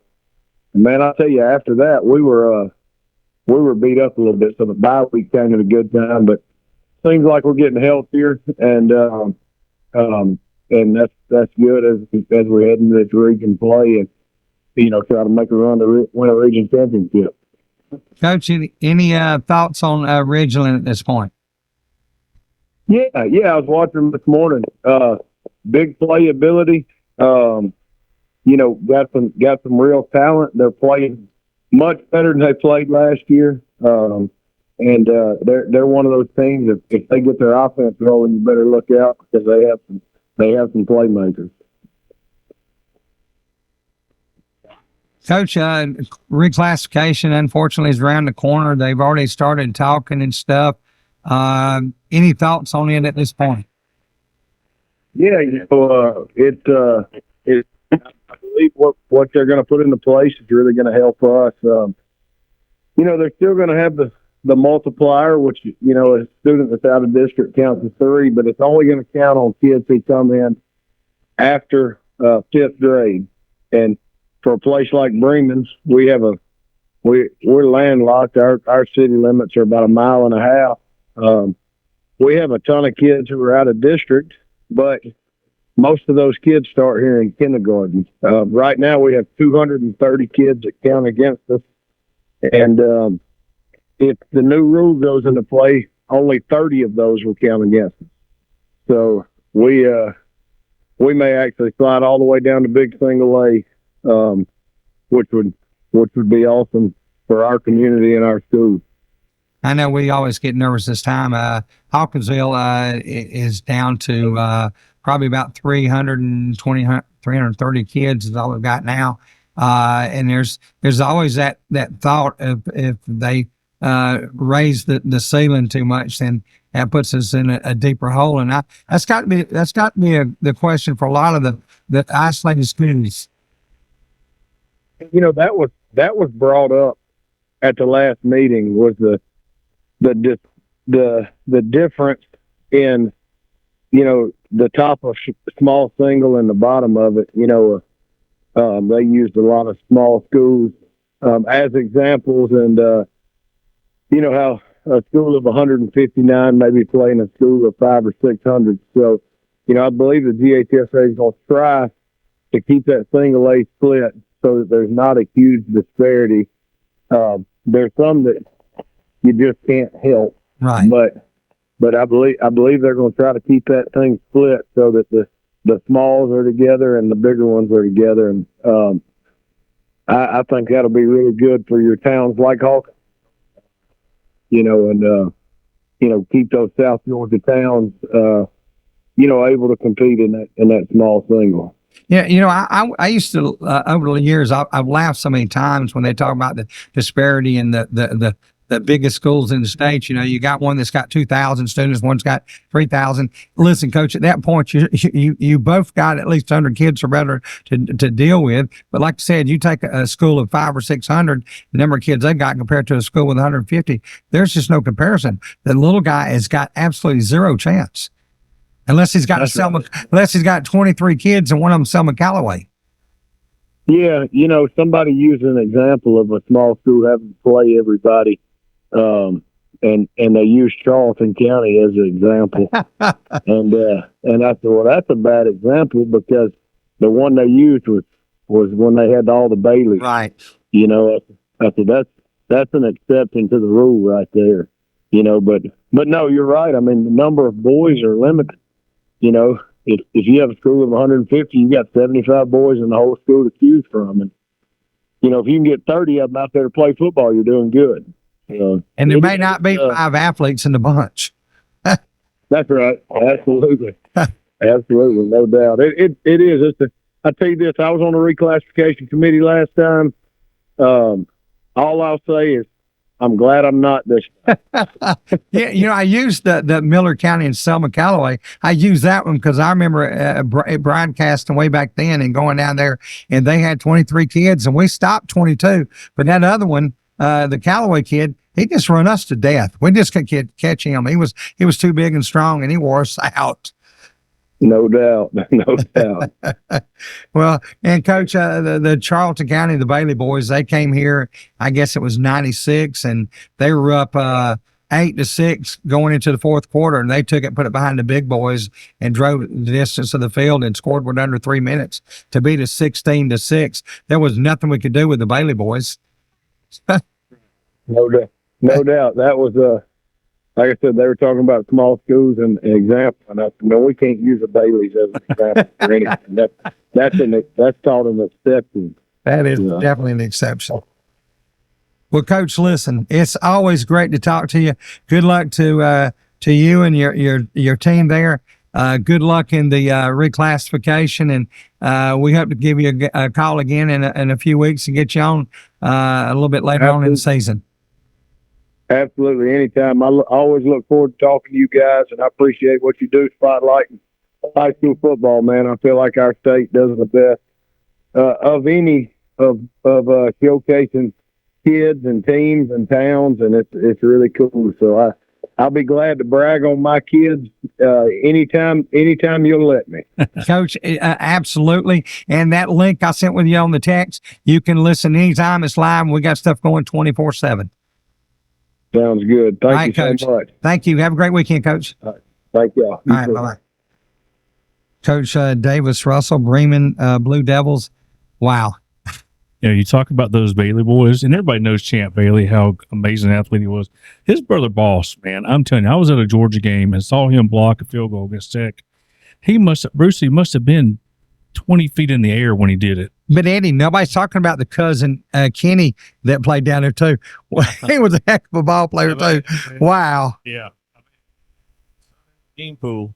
Well, it's kind of like Marion County. You know, we walked through and one of the running backs would get up. He'd be a senior, and the next thing you know, we'd be walking out the parking lot, and they'd be laughing at us. Got a little brother coming up. Well, and that's like Clinch County had the Mingo kid. Yeah. And there was several cousins that was there. Yeah. Wow. I'm telling you, those are hot pockets for athletes. And you mentioned Marion, they're back. Oh yeah. Those guys, the two teams, we met them last week in the overtime game. Those two teams would absolutely destroy the two teams. We're talking about us and Marion last year down there. This year's edition would have worn them out. Well, no doubt. The only thing they got to work on is depth. Yeah. That's absolutely it. And you know that goes back to what Coach Russell was talking about. You know, about having 40 kids out there. That's the problem. Well, people don't understand. You can't put so many players on the field, right? But when you practice against good players. Yeah, make you better. Exactly. We're going to take a break. You listen to the Steakhouse Restaurant Saturday Morning Quarterback Show right here on the XL Sports Network. If you're near the 341 bypass in Hawkinsville, the smell of the fresh fried chicken may lead you right inside for the best meal you'll ever have. Stop and see Lewis Fowler and his staff at the Steakhouse Restaurant in Hawkinsville for the daily buffet and the daily specials. Come try the Thursday night buffet with shrimp and fish or the Super Sunday buffet after church. Plus, there's full service menu available. And let the Steakhouse Restaurant cater your next event, either in-house or on location. The Steakhouse Restaurant on the 341 bypass in Hawkinsville. One night in Austin, Texas, Christy Lanahan took a walk downtown. She listened to a band. She had a bite to eat. And while walking back to her car, she was killed by a drunk driver. Next time your friend insists on driving drunk, do whatever it takes to stop him. Because if he kills innocent people, how will you live with yourself? Friends don't let friends drive drunk. An appeal to intervene from the Ad Council, the Department of Transportation, and this station. Solo Food Mart is a great place for snacks, cold drinks, and great Hunt Brothers Pizza. Then there's gas with easy in and out on the corner of Dooley and Commerce Streets across from the post office. Solo Food Mart, Hawkinsville. Call 478-783-2584. Solo, your stop for Hunt Brothers Pizza, cold drinks, snacks, lottery, and friendly staff. College experience is changing in our community, and Central Georgia Technical College is your college for what's next. Dual enrollment and the Dual Achievement Program offer new paths out of high school to earn diplomas, certificates, and degrees.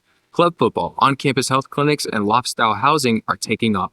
It's a work, school, and life balance like never before. Affordable education, transferable courses, and career satisfaction.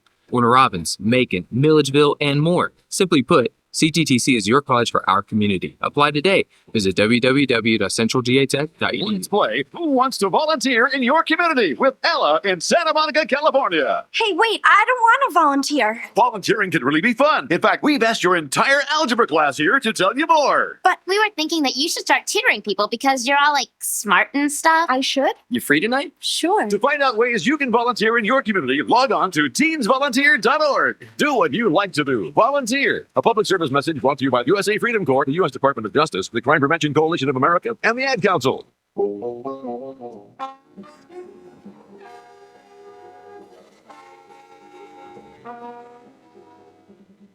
Welcome back into the Steakhouse Restaurant Saturday morning quarterback show live from the Dave Venable Studios in downtown Hawkinsville.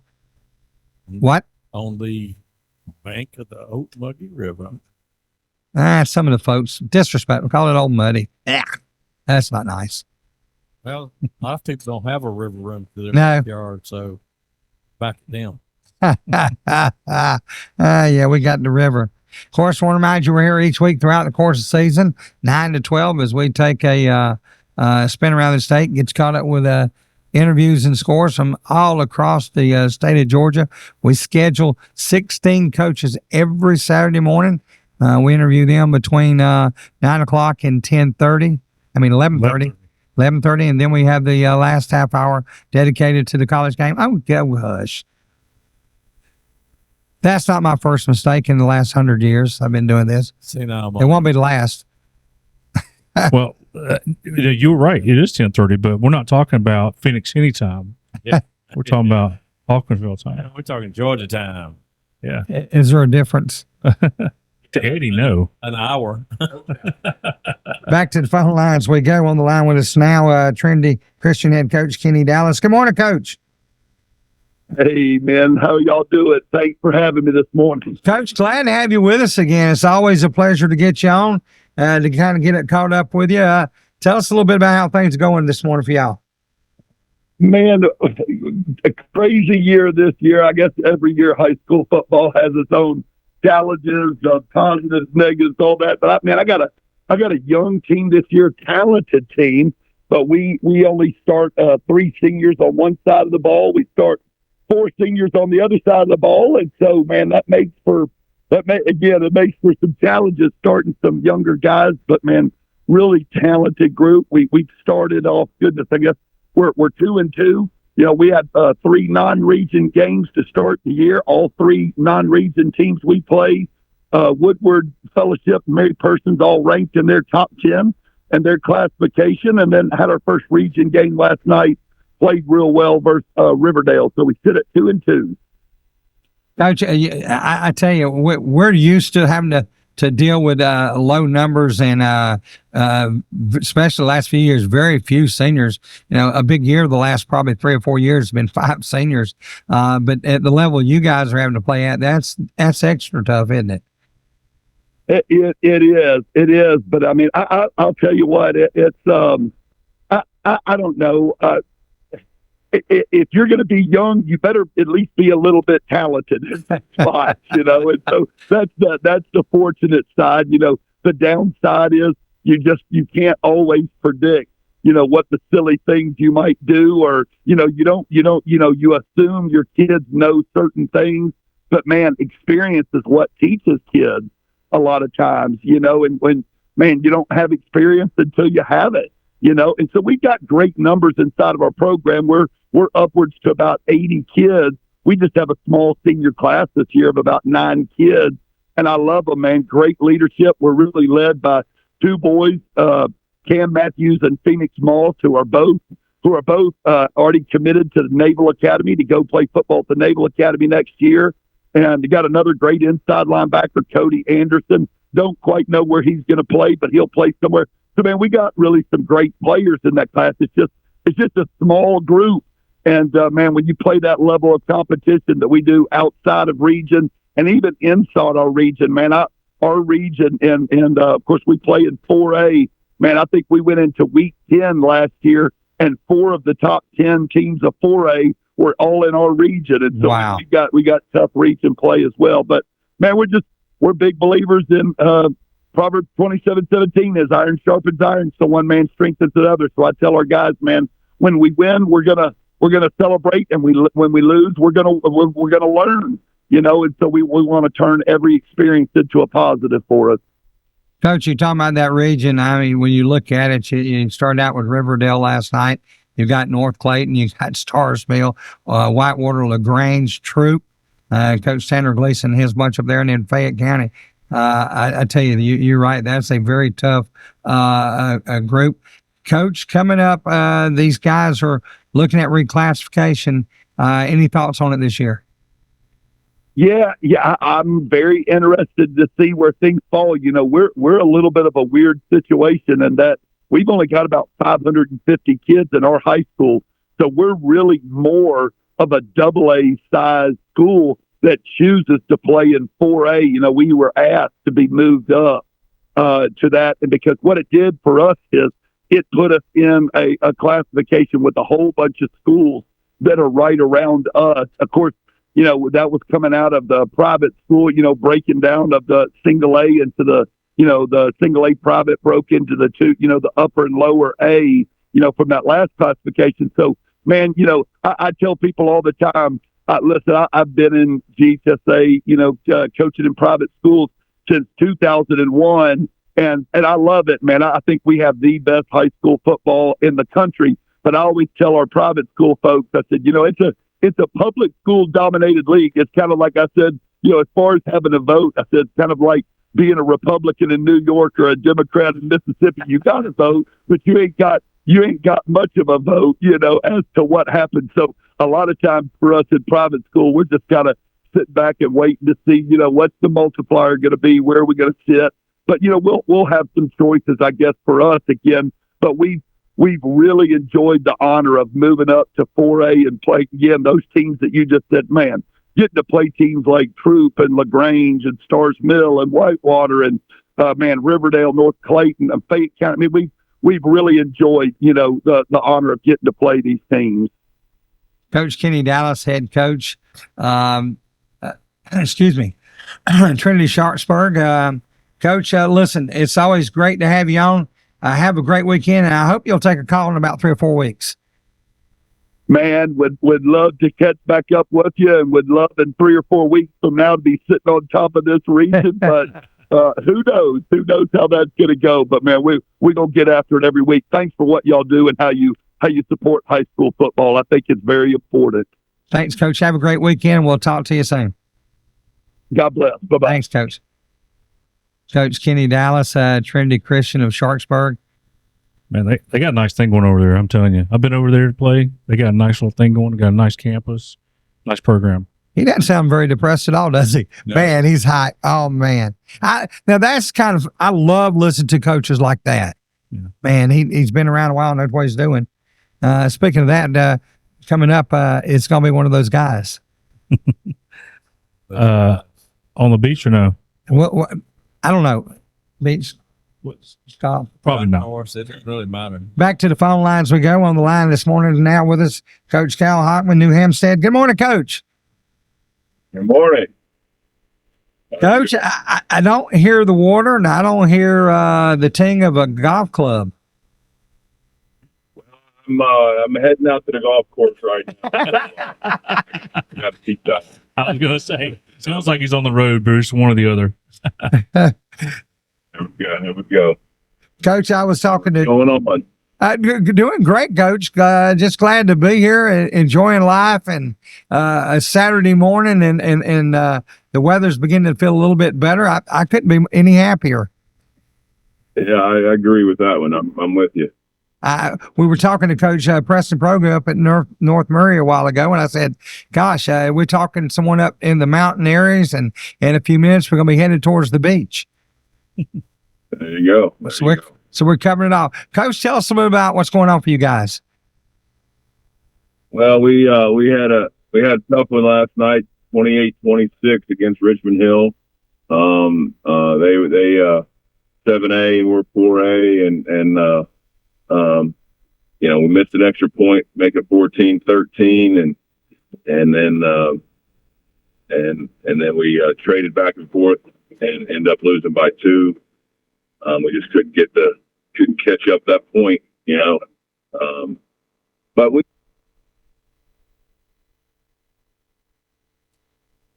Coach, are you there? Coach seemed to have dropped off. He was talking and all of a sudden, boom, it was gone. Ken, can you try to get him back real quick? Well, I'm telling you what, we haven't had a lot of luck with the phone service in the last couple of weeks. It's been hard everywhere. Yeah, I know. I don't know if it's atmospheric issues that's creating some of this or not, but it's back in the day, the old radar folks like myself, it was sunspots. You'd be talking fine, and all of a sudden, about 15 minutes, you wouldn't hear anything. So yeah, it's just dead spots, and I think Coach is in no man's land right now. He's probably unloading, getting ready for the golf course. Yeah, and that's fine. We'll Chuck, got a couple more scores over the next couple minutes, maybe. Brookwood won a close one at home against Carver Columbus, 23-22. That must have been a great game right there. Brunswick over the Island, 63-0. Buford, and the number one player in America, won 31-0 over Carver Atlanta. You got something? Well, I was going to say, I wanted to go over something real quick. We can't get Coach on to talk to him, but something I wanted to address and was hoping to do it with him. New Hampstead is a new school over in the Savannah area. Yeah. And what they do as far as the region, they got the region set up, but the non-region games, and I looked at all this closely, they're classified as a 4A school. To stay close to home and make things easier, they play 1 AA close by, they play a 5A, and then they play 2 7As. Yeah. And that's tough going up in classification, but it probably saves them and probably makes them a lot of money too. But it makes them money, it saves them travel, but it also prepares them for region play. Exactly. Because if you play up against tough competition, you hit region play, it's not going to be easy, but it's going to be, you're better prepared. And playoffs. Playoffs. But let me tell you in the last 30 seconds, let me tell you what the region looks like. Region 1 game for them, Benedictine. Region 2, Southeast Bullock. Number 3, Wayne County. There you go. Number 4 is Islands. But you finish up the regular season, Burke County Bears. Wow. Wow. Yeah, but go back and name the 7A schools. Camden County. Yeah. Richmond Hill. And Richmond Hill. Yeah, I mean. Wow. Seriously. You play a Camden County and Richmond Hill, that's going to prepare you. Yes. I mean, it's like Peach County used to do. I mean, Chad, he believed in playing up, And it makes you better. It does make you better. Absolutely does. And, of course, our old friend Maurice Freeman down at Brooks does it every year. The Hammer. We're going to take a break. You listen to Steakhouse Restaurant Saturday Morning Quarterback Show right here on the XL Sports Network. If you're near the 341 bypass in Hawkinsville, the smell of the fresh fried chicken may lead you right inside for the best meal you'll ever have. Stop and see Lewis Fowler and his staff at the Steakhouse Restaurant in Hawkinsville for the daily buffet and the daily specials. Come try the Thursday night buffet with shrimp and fish or the Super Sunday buffet after church. Plus, there's full service menu available. And let the Steakhouse Restaurant cater your next event, either in-house or on location. This Steakhouse Restaurant on the 341 bypass in Hawkinsville. For all your tax needs and IRS e-file in Middle Georgia, it's Lester's Income Tax Service at 99 Commerce Street, Hawkinsville. Call 478-783-1650. Best of luck, Red Devils. Solo Food Mart is a great place for snacks, cold drinks, and great Hunt Brothers Pizza. Then there's gas with easy in and out on the corner of Dooley and Commerce Streets across from the post office. Solo Food Mart, Hawkinsville. Call 478-783-2584. Solo, your stop for Hunt Brothers Pizza, cold drinks, snacks, lottery, and friendly staff. I walk the mean streets of Atlanta in a police uniform. That gives me an important perspective most lawyers can't give you. If you find yourself in a tough situation leading to an arrest, remember, your best bet for a good defense is to remain completely respectful but quiet. I can't stress that enough. And call me as soon as you possibly can. I'm David Venable. Call me. The big city lawyer with small town shine. David Venable, attorney at law, Broad Street, Hawkinsville. Call 478-783-2825.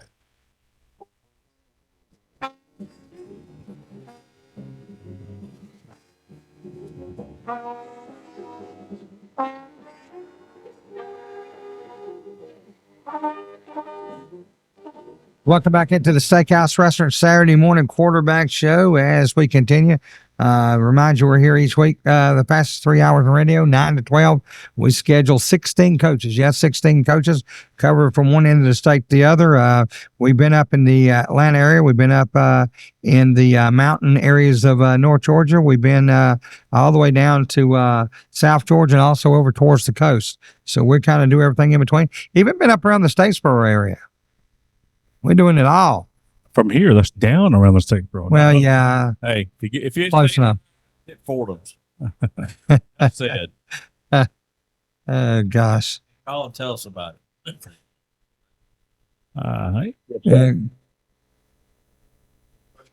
Hey, on to the phone lines we go. Got Coach Rich Finley. I call him Richie because I've known him forever. Rich, how you doing, buddy? I'm doing good. How are you guys doing? Man, it's great. Hey, first of all, congratulations on a great season last year, state championship there at Bowden. I imagine the off season has been really good for you. It has been. It's always fun when you get to finish that game 15 and then you roll right into January. So our community and kids were really excited, and the season kind of snuck up on us really fast. Yeah. Coach Finley, so tell us about the game last night. You guys played Dade County, big winners there, 49-15. How did the game go last night? Well, it went slow. It was actually felt like a lot closer than that score. Dade County's got a really physical football team, and they were really well coached up last night and really made us work for everything. At one point, they were up 15-14 in the first quarter. And, once we kind of settled in and got the road trip out of us and overcame a couple of early penalties that kind of got us behind the chains, I thought we played a really, really good football team and played a really good game, and came out with a big win on the road for us. About a 2.5-hour trip up the Tennessee-Georgia border. Yeah, I tell you, you hold those guys at 15 points. That's the defensive coach coming out of you. And you got a great pedigree there on as far as defensive coach goes. So tell us a little bit about your defense. And, I'm interested in that. And you know that because I played for your dad. So I want to hear about your defense. Our defense is really, this is the 6th year we've been at Bowden, our staff, and we probably have the best defensive football team we've had since we've been there. We forced 6 turnovers last night. We had 2 interceptions, 3 fumbles, and we blocked a punt. And I don't know for sure about this, but I'm about to look up. But we may have surpassed. We had 16 turnovers on the year. We forced 16 turnovers in 5 games. We've got 3 defensive scores. So I'm going to look all this up tomorrow when I'm up at school. Now, we may have more turnovers right now. I know we have more turnovers right now than we did last year in 15 games. That's amazing. So it's maybe the most turnovers we've ever forced, and we still got half a season of turnovers. Your dad used to put up in the locker room. He would put up a board every season, beginning of the season. All the games he had goals. There was about 10 or 15 different goals we had for the defense. And he always told us if we can get 70% of those goals, it doesn't matter what the offense does, we're going to win the football game. And Richie, I took that into my coaching career and did the same thing. And he was absolutely right. If you hit 70% of your goals on defense, don't matter what the offense does, you're going to win the football game. You do the same thing? Yeah, that may be very true. And we do some similar stuff to that. We do have goals. Our goals are 14 points or less per game, force 3 turnovers. We do have those goals, and we want to grade a certain percent. But the one difference between us and Warner Robins is Warner Robins, the defensive players just play defense. The offensive players just play offense. We've got a lot of kids that they flip from offense to defense. So we got a lot of the same kids. Of course, our offense went out there and behind that put up 49 points last night. So, right now, both sides of the ball are playing, pretty well for us. But I'm still tickled to death that our defense is probably our strongest suit at this point. We're playing better defensive football than we played even last year on our state pilot team. Yeah, well, that's not a surprise coming from you, Coach. So looking forward. You got Temple coming up this week coming up. What do you know about Temple? You got studied in yet? Well, they were, everybody was kind of hyping them up a little bit, and I do think they're a lot better than they were a year ago.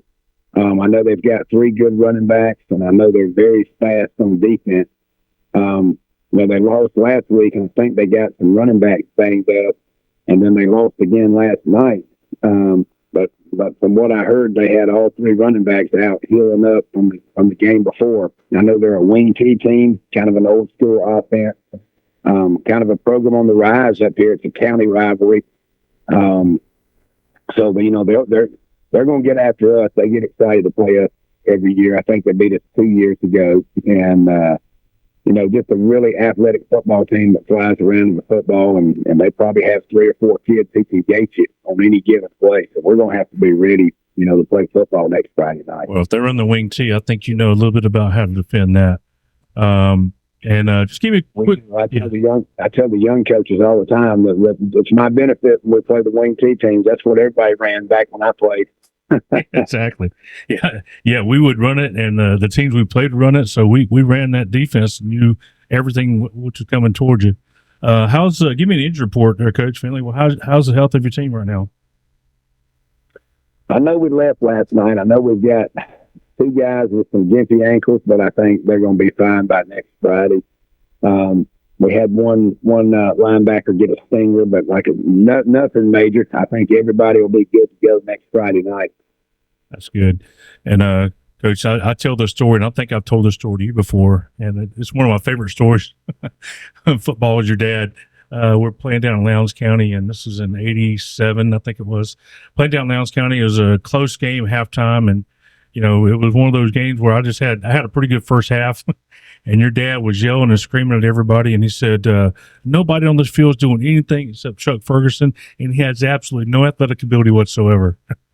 I thought that was and all you guys, my buddies, used to always tease me about that. Yeah, you have no athletic. You that probably is the biggest compliment ever, and people today would be crushed by that comment.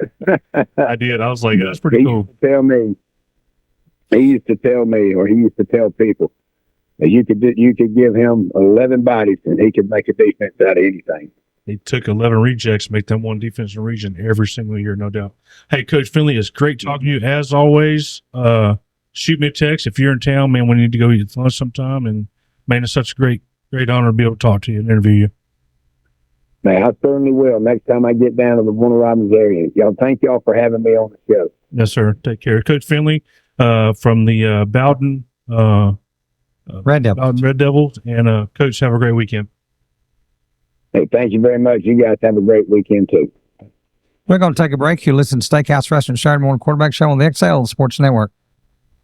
If you're near the 341 bypass in Hawkinsville, the smell of the fresh fried chicken may lead you right inside for the best meal you'll ever have. Stop and see Lewis Fowler and his staff at the Steakhouse Restaurant in Hawkinsville for the daily buffet and the daily specials. Come try the Thursday night buffet with shrimp and fish or the Super Sunday buffet after church. Plus, there's full service menu available. And let the Steakhouse Restaurant cater your next event, either in-house or on location. This Steakhouse Restaurant on the 341 bypass in Hawkinsville. For all your tax needs and IRS e-file in Middle Georgia, it's Lester's Income Tax Service at 99 Commerce Street, Hawkinsville. Call 478-783-1650. Best of luck, Red Devils. Solo Food Mart is a great place for snacks, cold drinks, and great Hunt Brothers Pizza. Then there's gas with easy in and out on the corner of Dooley and Commerce Streets across from the post office. Solo Food Mart, Hawkinsville. Call 478-783-2584. Solo, your stop for Hunt Brothers Pizza, cold drinks, snacks, lottery, and friendly staff.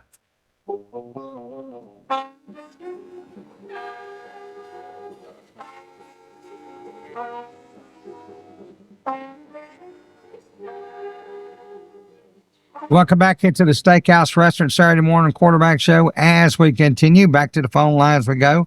On the line with us now, Coach Benji Harrison of Habersham Central. Good morning, Coach. Good morning. How you doing? Coach, great. Glad to have you with us this morning. It's always good to find out what's going on up in your neck of the woods. Yeah, it's kind of been the tale of two parts of the season already. We started out losing a heartbreaker that we felt like we had up 9 with about a minute to go and lost to Stevens, which is one of our big non-region rivals. But felt like that one kind of carried over into week 2 and didn't start the way we wanted to. But we put 2 back-to-back together against Central Gwinnett and Forsyth Central, and I feel like we're playing really good right now and looking forward to starting region next week. And Coach, you talk about Stevens County, Coach Wesley Tanker seeing that bunch up there. Geez, they've been a excellent program since he took over, and they at times they seem to play a little bit bigger than they are. Yeah, they've got a good year going. That's always a fun game with them. It's really important to both communities. It was a heartbreaker for us this year when you feel like you've got them and you let it slip away. But really proud of our kids for how they handled the adversity and stuck together when things could have kind of went the wrong way for us. But we've got really good seniors, and we held together. We put 2 wins back to back against I think 2 really good football teams. So obviously our region is not easy by any means. So to get wins over 2 7A schools before we start region play was big for us as far as confidence.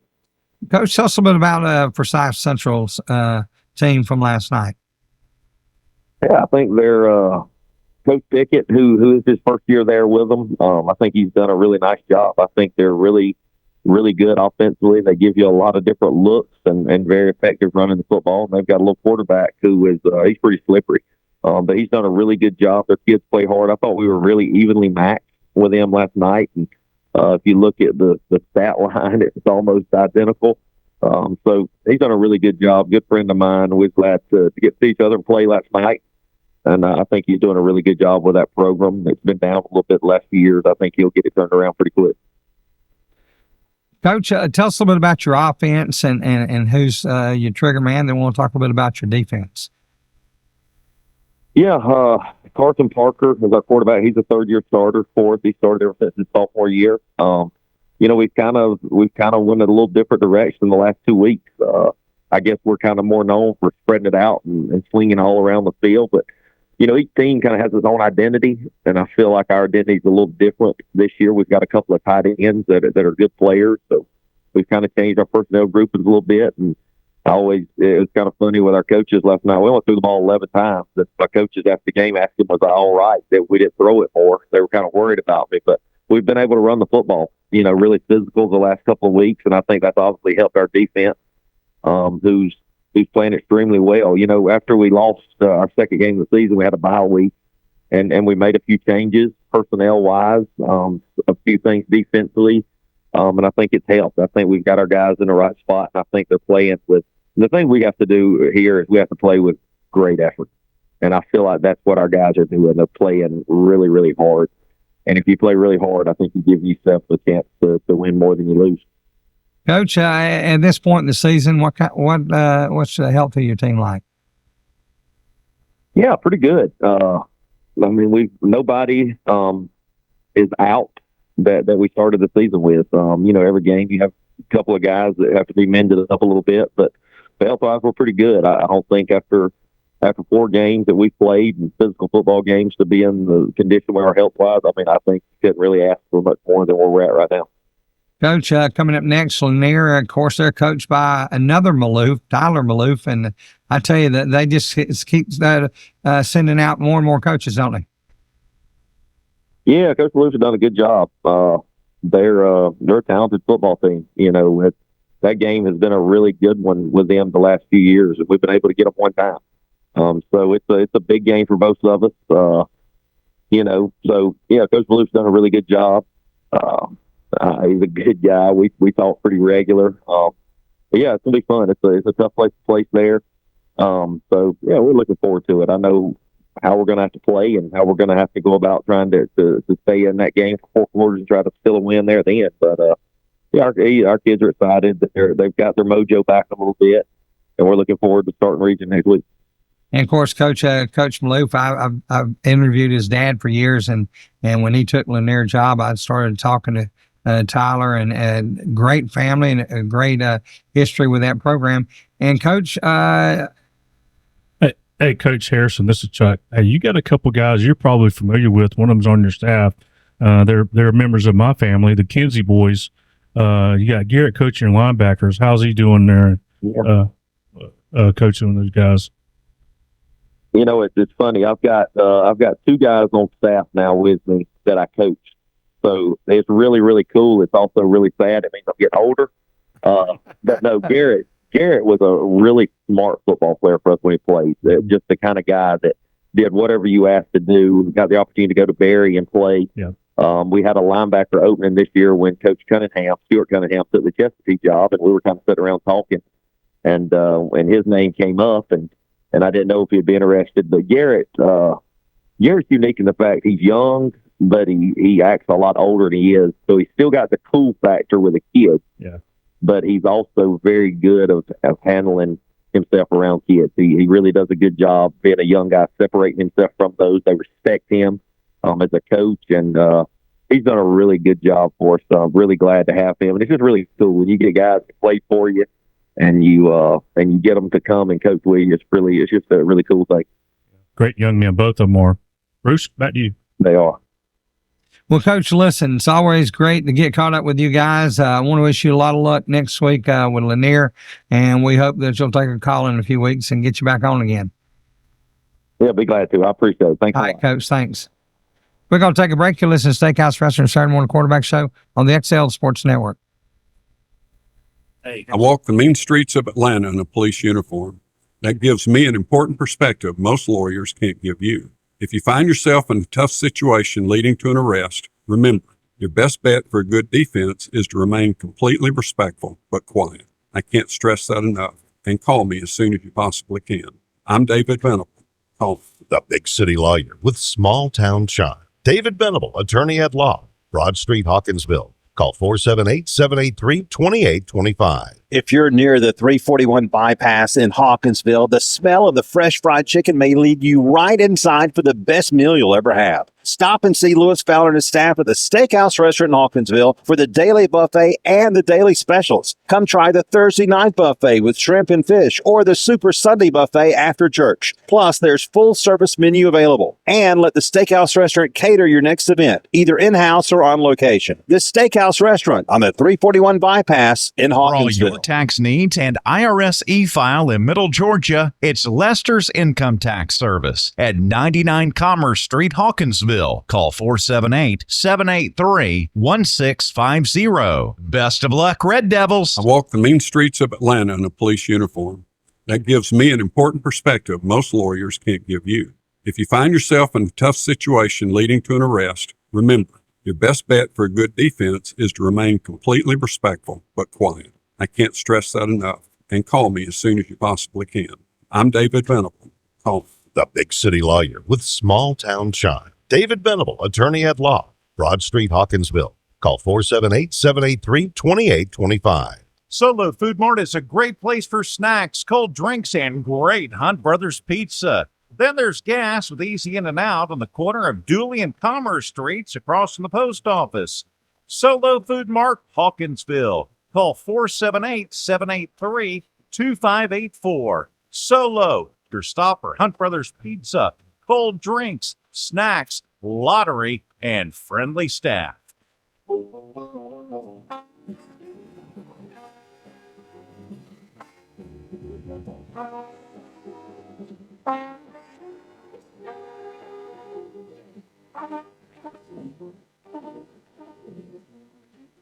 Welcome back into the Steakhouse Restaurant Saturday Morning Quarterback Show as it gets a little testy in here. Bruce, it is football time in the South. I'm telling you guys, last night it was magnificent. With exception of the audio problems. Yes, we had problems, folks. We have them every once in a while. But the engineer on site took care of that and made Bruce do his job. That's right. It was a amazing atmosphere, both weather-wise and the host city, or host school. Man, they couldn't have been nicer. I mean, that stadium, the facilities are second to none. Yeah. The football field, I mean, it had been rained on for the past couple of days, so it was ankle deep. As Bruce would, we the last time I seen wait a minute now, last time I seen a field that wet, and you know when it was, Yeah. Mount Zion, Carroll, the playoff game with Dooley County, it was every bit that wet. I'm telling you, man, they stepped out on that field. Dooley County stepped out on that field, and water was getting in the shoes. It was so wet. Listen, back in the 50s and 60s and 70s, that was commonplace. You want to slow down a fast team, you wet the field. Well, two things. If you playing them and saying 2 or 3 weeks, you let the grass get higher and you cut it and leave it high, and then you wet it down. So it's not obvious. But last night that wasn't the issue. No, rain. It just rained. The monsoon opened up. Well, after the game, we seen the kids over on the other side. They were belly flop. They thought they were at the beach or something. Holy cow! I don't know, but anyway, the game was great. To me, though, that was for the first time I felt like I was in football season. And generally, let's face it, it's gotten to the point. We grew up. Maybe we were used to it. Bruce and I, we were before Father Time, and they didn't have air conditioning. I didn't either. And, we were more used to it. But, now it's gotten to the point to where it's hot.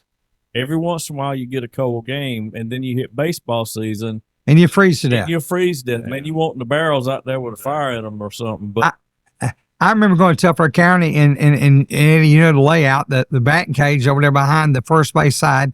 I've been in there on a night trying to call the game in the wind and the cold freezing me to death. I can remember going to Flames, the Flame softball stuff back in the day when Greg Dollar's granddaughter played, and we'd be sitting out there. It'd be 1 o'clock in the morning, and you'd be looking for anything to keep you warm. It's so cold, but that's just the way it is. It's just football weather now is not cold in the state of Georgia unless you get up in the mountains. But last night, guys, it was perfect. Perfect. To me, it was perfect. It was a little bit damp, but it was like 70 degrees. It was probably 30 to people laugh when I say this, but it was probably 30 to 40 degrees cooler than it was at first season. Yes. When I played back, 40 years ago, 35, 40 years ago, you went to camp. When the season started now, that's when you started going to camp. That's when we actually put pads on. Mm-hmm. We didn't have a first game until after school started, which was after Labor Day. Yeah.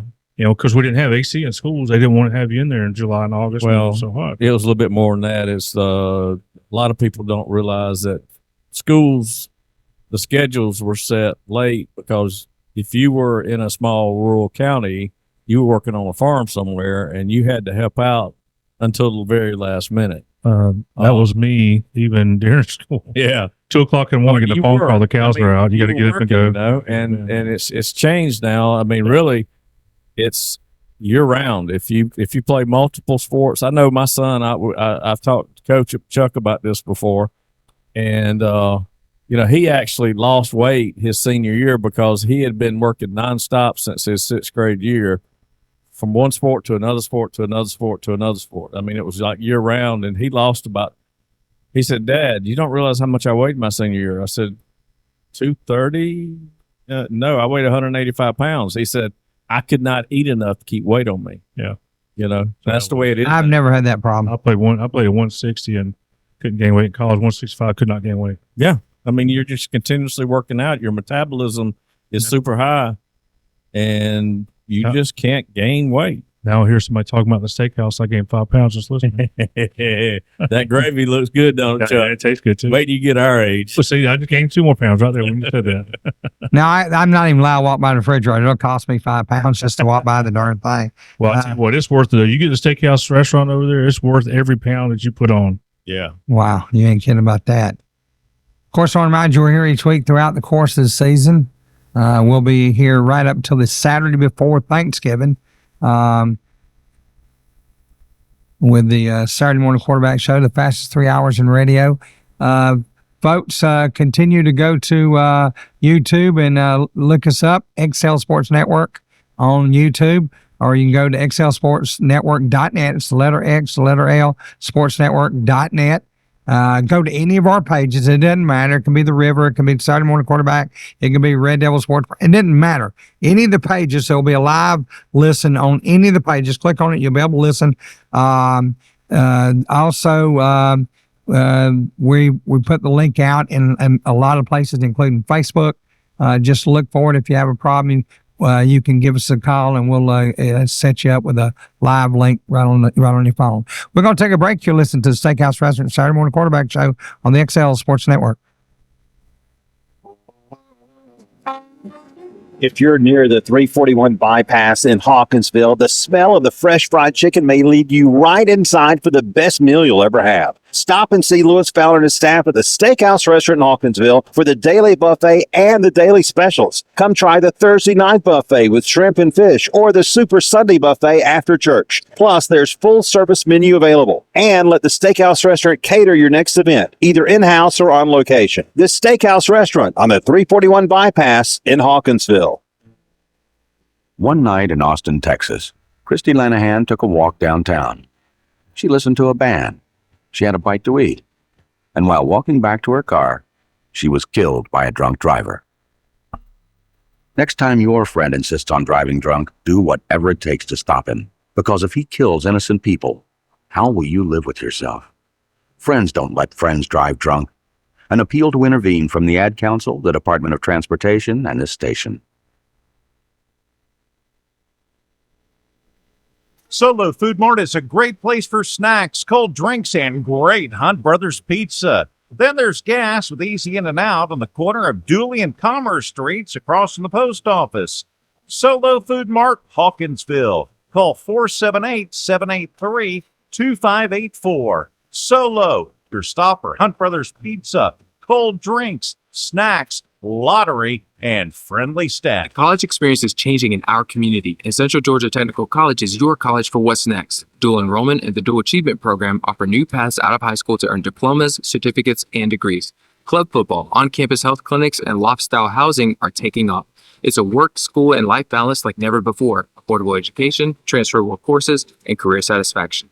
Warner Robins, Macon, Milledgeville, and more. Simply put, CGTC is your college for our community. Apply today. Visit www.centralgatech.edu. Let's play Who Wants to Volunteer in Your Community with Ella in Santa Monica, California. Hey, wait, I don't want to volunteer. Volunteering can really be fun. In fact, we've asked your entire algebra class here to tell you more. But we were thinking that you should start tutoring people because you're all like smart and stuff. I should? You free tonight? Sure. To find out ways you can volunteer in your community, log on to teensvolunteer.org. Do what you like to do. Volunteer. A public service message brought to you by USA Freedom Corps, the U.S. Department of Justice, the Crime Prevention Coalition of America, and the Ad Council.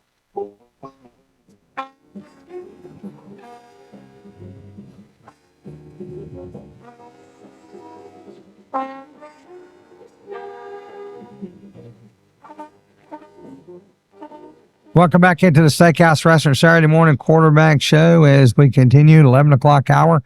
Coming up at the bottom of the hour, we'll be talking college football. Well, I won't. I'll be listening. I'll be tidying up my corner over here, getting it cleaned up. I've got my article done this morning, got it sent off before you knuckleheads even got out of bed. Oh, I was up. I was at sparking up that smoker and getting the Boston butt put on the smoker. And if I got any left over, Bruce, I'll bring it down. I want some of the brown meat. I'll bring it to you. I can't promise it's going to be any left over, but if there is, I'll certainly have you some. No, I'll tell you what I'll do. I'll make you one just especially for you. Especially for you. That's exactly what I need with this girlish figure that I've earned with in my 64 years. I probably a pair is a shape, right? That's right. Back to the phone lines we go. On the line with us this morning, Coach Shane Sams, head coach of the Warner Robins Demons. Good morning, Coach. Good morning. How y'all doing today? Well, Coach, we're sitting here and my guy's teasing me. He's got a brisket. Is it a brisket or a butt? That's a butt. He got a butt on the smoker, and he didn't bring any in with us. That's not. Oh man, that's not awesome right there. That sounds like some good food. And, you know, I managed a business on the corner of Watson and Pleasant Hill for several years called Registered Limizer, and we always went to Fitchers. And every time I went in, I always ordered a brown meat sandwich. And for the folks listening, don't know what that is. That's the crust that's on the outside. That's good too. Man, so good. Yeah. Fitchers was definitely one of the top restaurants. That's it. God, I hate it's gone. I've got a picture where I ate there the last good time and got a picture of it. Man, I look at it still. Coach, glad to have you with us this morning. I want to find out a little bit about Coach Shane Sams, a little bit about your background, where you went to high school, college, played ball, and then your coaching route that brought you to Warner Robins. Yeah, obviously graduated from Warner Robins High School. My whole family went there, so it's definitely a special meeting to me. My dad, my sister, and my wife, and all my uncles and the cousins. I mean, mostly everybody in my family went to Warner Robins High School, so it's a special feeling. You know, my coaching career started at a pretty young age. Started out when I was mostly in college. The freshman level, thought it was awesome to be a freshman coach, and just kind of worked up from there. I got promotions to be an OC at New Manchester, went to a school at Chapel Hill, and then actually came back to Warner Robins for a couple of years to be the OC during initial state championship run. And then, you know, you get young and you want to take that jobs, and that's what I did. Spent a couple of years with Rome up with Reed. Learned a lot of great things from there, and now I ended up back here at Warner Robins High School.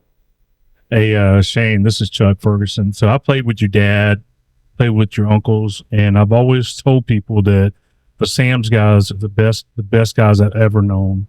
I've always said that, and I've always believed that. So you come from a great coaching family, great guys. Your granddaddy, amazing guy. Your mom, I've known her forever now. Now your mom went to Northside, which, you know, and my wife did too. They went to school together, so we can excuse them for that. But yeah, you come from a great family, great coaching legacy you got going on there. Super proud of what you're doing there at Warner Robins, and glad that you're home, man. Thank you very much. That means a lot. Like I said, I think very highly of my family and what they've done and what they taught me. So it's definitely something special to be a part of, an opportunity. And like I said, we just trying to keep that tradition going at Warner Robins. You know, in regards to my mom, we give her that excuse. She went to Northside. You know, but she's a full-on demon now, and she cheers us all the time. So it's good. That's right. She's, at least if she had been a distant cousin, she would have been a further distant cousin, because you go to y'all would have kicked them out of the family. I know how that is. Jeez.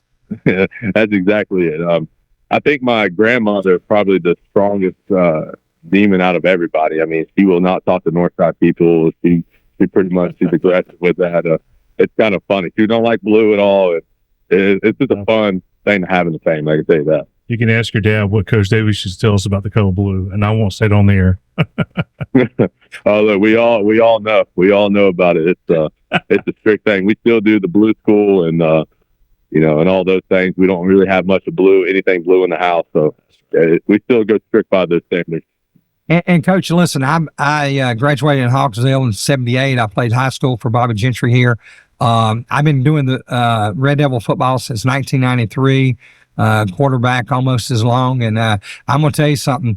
I bleed red. If my blood was green, I would have died a long time ago. But I'm going to tell you something. Doing what I do over the years, we've hosted shows called, used to be lineup size ups.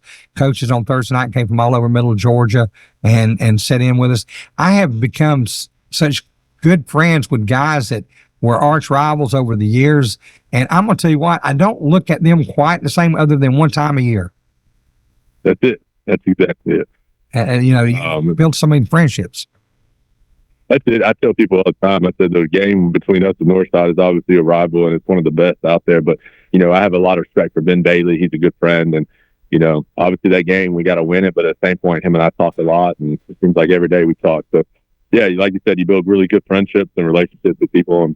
And that definitely goes far in the coaching world. Okay. Coach, last night y'all had a pretty tight ball game. Tell us a little bit about that game with Dutchtown, how you guys came back. Yeah, I mean, you know, for us, we've replaced a lot on defense, probably 9 starters on defense, and on offense, we replaced a lot of offensive linemen and our running backs. So we're still kind of getting experience in the general aspect of it. But, you know, we come out right now, we just kind of get our feet up under. We got a lot of sophomores starting up front, a lot of juniors on defense who've got no experience. And, you know, they're getting experience, they're getting the confidence in them. And we came out in that game and we had a good initial drive, but we fumbled the ball. And I think they kind of took the momentum right there. And they were able to pretty much control the first half. And it's like the same thing we told our guys is, you know, if you look at the game, again, like we talked about the Northside game, they made some plays, but we're right there with them. And we just got to make some plays in critical moments. And we come back and win this game. And that's one thing I give our kids right now. they don't get down. They fight through adversity. They fight through. And a lot of the times they're telling me going on the field, Coach, we got this. We got this. Don't worry, Coach. We got it. We got it. And they start to play hard. I did tell them if we continue this path, I'm only 34 years old, but they're going to make me feel like I'm 70 if we continue doing out here. I would like to come out with a fast start initially, but I got to give it to our kids and our coaches for fighting back. Coach, I didn't realize how young you were. Oh, I did. I was when he was born. Listen, like I said, I started doing this in 1993. In the mid-90s, I was traveling all over the country doing Middle Georgia college football, Texas, New York, and Washington, and Missouri, and places like this. And wow. Hey, I got a quick. I just can't believe how young you are. I got a quick story about when he was born. I was in basic training, and one of the guys in my flight in basic training asked the instructor, "Can we go home after basic training?" He said, "No." The only person I ever known went home after basic training was the man that his wife had a baby. I said, "Was his name Mark Sams?" He said, "How do you know that?" And when you were born, that's exactly it. Yep, that's it.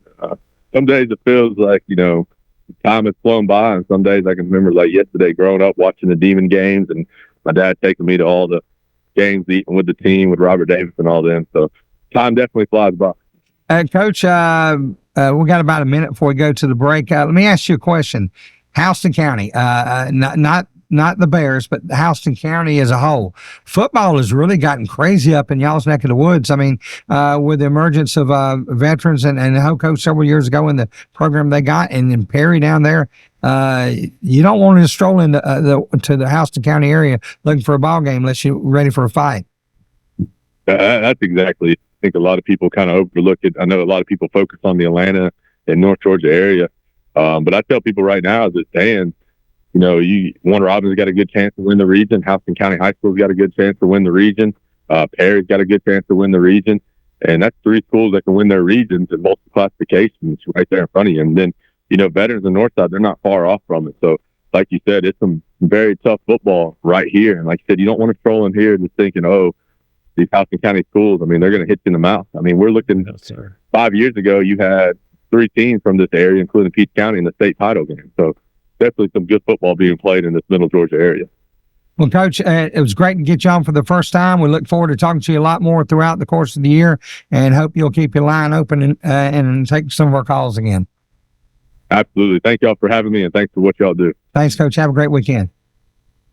Coach Shane Sams, head coach at the Warner Robins Demons, winners last night, 29-22. Great comeback. Hey, they know they can win. They're never out of a ball game until the final minute runs off. So, if we got a third team in there that won a championship with them other two guys. So last year's, yeah. Yeah. We all won at the same time. Yeah, that's right. You're right. That 2004 season, it was y'all won at the same time. Yes. Back to the phone lines we go. Line now with us, North Gwinnett head coach, Coach Eric Godfrey. Good morning, Coach. Good morning. Hope y'all having a good fall so far. Oh, man, it's just absolutely great. We went on the road. We always go to these little small towns, and nothing against them. Wasn't nothing they done wrong. It's just the weather issues, and Verizon service, and then the situation, their press box was metal, and man, we had all kind of, we were sitting out amongst the visitor or the home team. We were on the road. We were sitting out there with their fans in the stands doing the ball game and having a great time. Oh, that's great. That's a different way to spell it too. Absolutely. Coach, tell us a little bit about what's going on up in your neck of the woods. Yes, sir. I've transitioned schools to North Gwinnett High School, and it's been a great transition, and the great community, good football, and a lot of good traditional football at North Gwinnett. And we got a big win last night, opening our region play versus Duluth, and we executed well, 32-0 at halftime, and our kids played well, and we're excited to get into the region play. And Coach, when I look at my sheet and I look at the name and I see the school, I'm still trying to adjust. Because I taught you so long at Parkview, it takes me, I'm a little set in my ways, but I'm going to tell you what, the transition you made, you guys are beginning to make some headway, and tell us something about the big game with Duluth last night. Yes, sir. Yeah, it is. I still love my Parkview Orange and all those guys, and we'll pull for them anytime as long as we don't play them. And, But last night, no, it was really good. Our quarterback has really come along the last 2 weeks. He has had some really good performances. And I really think he's one of the better dual threat quarterbacks in the state. He's a junior in his class. He's a junior right now, Ryan Hall. And like the way he's throwing and running right now really allows our offense to. We only punted once in the last 2 games, and he's a big reason, a big part of that. Coach, as we look forward, you guys have Berkmar next week. Any thoughts on them? Yeah, so and they're getting better. They got a new coach in that does a good job, and obviously great football coach from Langston Hughes, and they're putting together some. You can see they're building a program, and they're working a system on offense and a system on defense. They're still behind in manpower and players and that kind of stuff, but you can see them continually get better. And so our focus is to make sure that we ourselves get better and continue to play better week by week by week, so we can go out and play the teams like Peachtree Ridge and Norcross and those guys, and then hopefully go win a region. Coach, looking at your coaching staff, when you make the change like this, how much changing did you have to do on your staff? Were you able to bring some guys with you and maybe pick the guys you want? Right, yes, sir. And really, in Gwinnett County, especially in a good school like North Gwinnett, nobody wants to leave. And so I did not bring a lot of coaches in, which I brought Nick Johnson, my offensive line coach, with me from Parkview. He's a phenomenal coach and does a lot of great things. I got to hire defense coordinator Mike Healy. And then other than that, it's all the coaches that were with Bill Stewart at North Gwinnett. But I knew Bill as well, and those guys had done a great job, and he had bragged on those guys. And we've all been able to mesh and gel very well together here, especially this past 3-4 game run we've had. Coach, what's the health of your team now? We're actually coming out of last game a lot more healthy, and going into it, we're kind of concerned, but just as depth as far, we're missing some twos and some guys that generally play 15, 20 snaps a game. That's kind of where our health is hurting us. All of our ones are healthy and looking good right now. So as we progress more deeper in the region, we hope it stays that way and get some of those twos back that help us with depth. Coach, when you look at your region, you got Peachtree Ridge, you guys, Norcross, Meadow Creek, Duluth, Berkmar, and Discovery. There's some pretty good teams in this region. Yes, absolutely. Yeah. Norcross is, they're always going to be a top 10 team. Just great athletes, and Coach Maloof does a great job with those guys. And there's a good chance they'll be 8-2, 9-1 when we play those guys. And then Peachtree Ridge, there's a good chance they'll be 6-0 when we line up and play those guys. They're a much improved team. So we know we got our work cut out, and that's we got to make sure we get better, better this week and the following week and get ready for those games. Coach, one final thought. The weather conditions now compared to 2 or 3 weeks ago. Right. Praise God. Love the cooler weather. Felt great last night compared to that heat. I mean, it was really hot trying to manage your players and your reps. Last night was a joy for sure. We had our game with Rutland scheduled originally on Thursday, moved to Saturday, and they moved it from 4 o'clock and then pushed it back to 6 o'clock. And then somebody locked the officials out for 45 minutes, so they were about to die. We had about 100. Oh my God! Temperature was about 107 with a higher heat index, and it was awful. But you know what? When we set up at high bung in the perch there at the stadium, it was ice cold and comfortable, and I don't think I sweated at all, other than trying to go up them 1,000 steps to get up to the top. You know, at my age, Coach, I really think it should be in my contract that I get a elevator. Absolutely. Duluth had a big old staircase for us to go up at halftime, and before the game, I walked up and I was pretty hard when I got up top. Well, wait till you hit 64, Coach. It gets a lot worse. Coach, have a great weekend, and we appreciate you spending time with us. Good luck at the new job, and congratulations on the win last night. Thank you so much. Appreciate it. All right, Coach. Thanks. We're going to take a break. You listen to Steakhouse Restaurant Saturday Morning Quarterback Show on the XL Sports Network. If you're near the 341 bypass in Hawkinsville, the smell of the fresh fried chicken may lead you right inside for the best meal you'll ever have. Stop and see Lewis Fowler and his staff at the Steakhouse Restaurant in Hawkinsville for the daily buffet and the daily specials. Come try the Thursday night buffet with shrimp and fish or the Super Sunday buffet after church. Plus, there's full service menu available. And let the Steakhouse Restaurant cater your next event, either in-house or on location. The Steakhouse Restaurant on the 341 bypass in For all Hawkinsville. your tax needs and IRS e-file in Middle Georgia, it's Lester's Income Tax Service at 99 Commerce Street, Hawkinsville. Call 478-783-1650. Best of luck, Red Devils. Solo Food Mart is a great place for snacks, cold drinks, and great Hunt Brothers Pizza. Then there's gas with easy in and out on the corner of Dooley and Commerce Streets across from the post office. Solo Food Mart, Hawkinsville. Call 478-783-2584. Solo, your stop for Hunt Brothers Pizza, cold drinks, snacks, lottery, and friendly staff. I walk the mean streets of Atlanta in a police uniform. That gives me an important perspective most lawyers can't give you. If you find yourself in a tough situation leading to an arrest, remember, your best bet for a good defense is to remain completely respectful but quiet. I can't stress that enough. And call me as soon as you possibly can. I'm David Venable. Call me. The big city lawyer with small town shine. David Venable, attorney at law, Broad Street, Hawkinsville. Call 478-783-2825.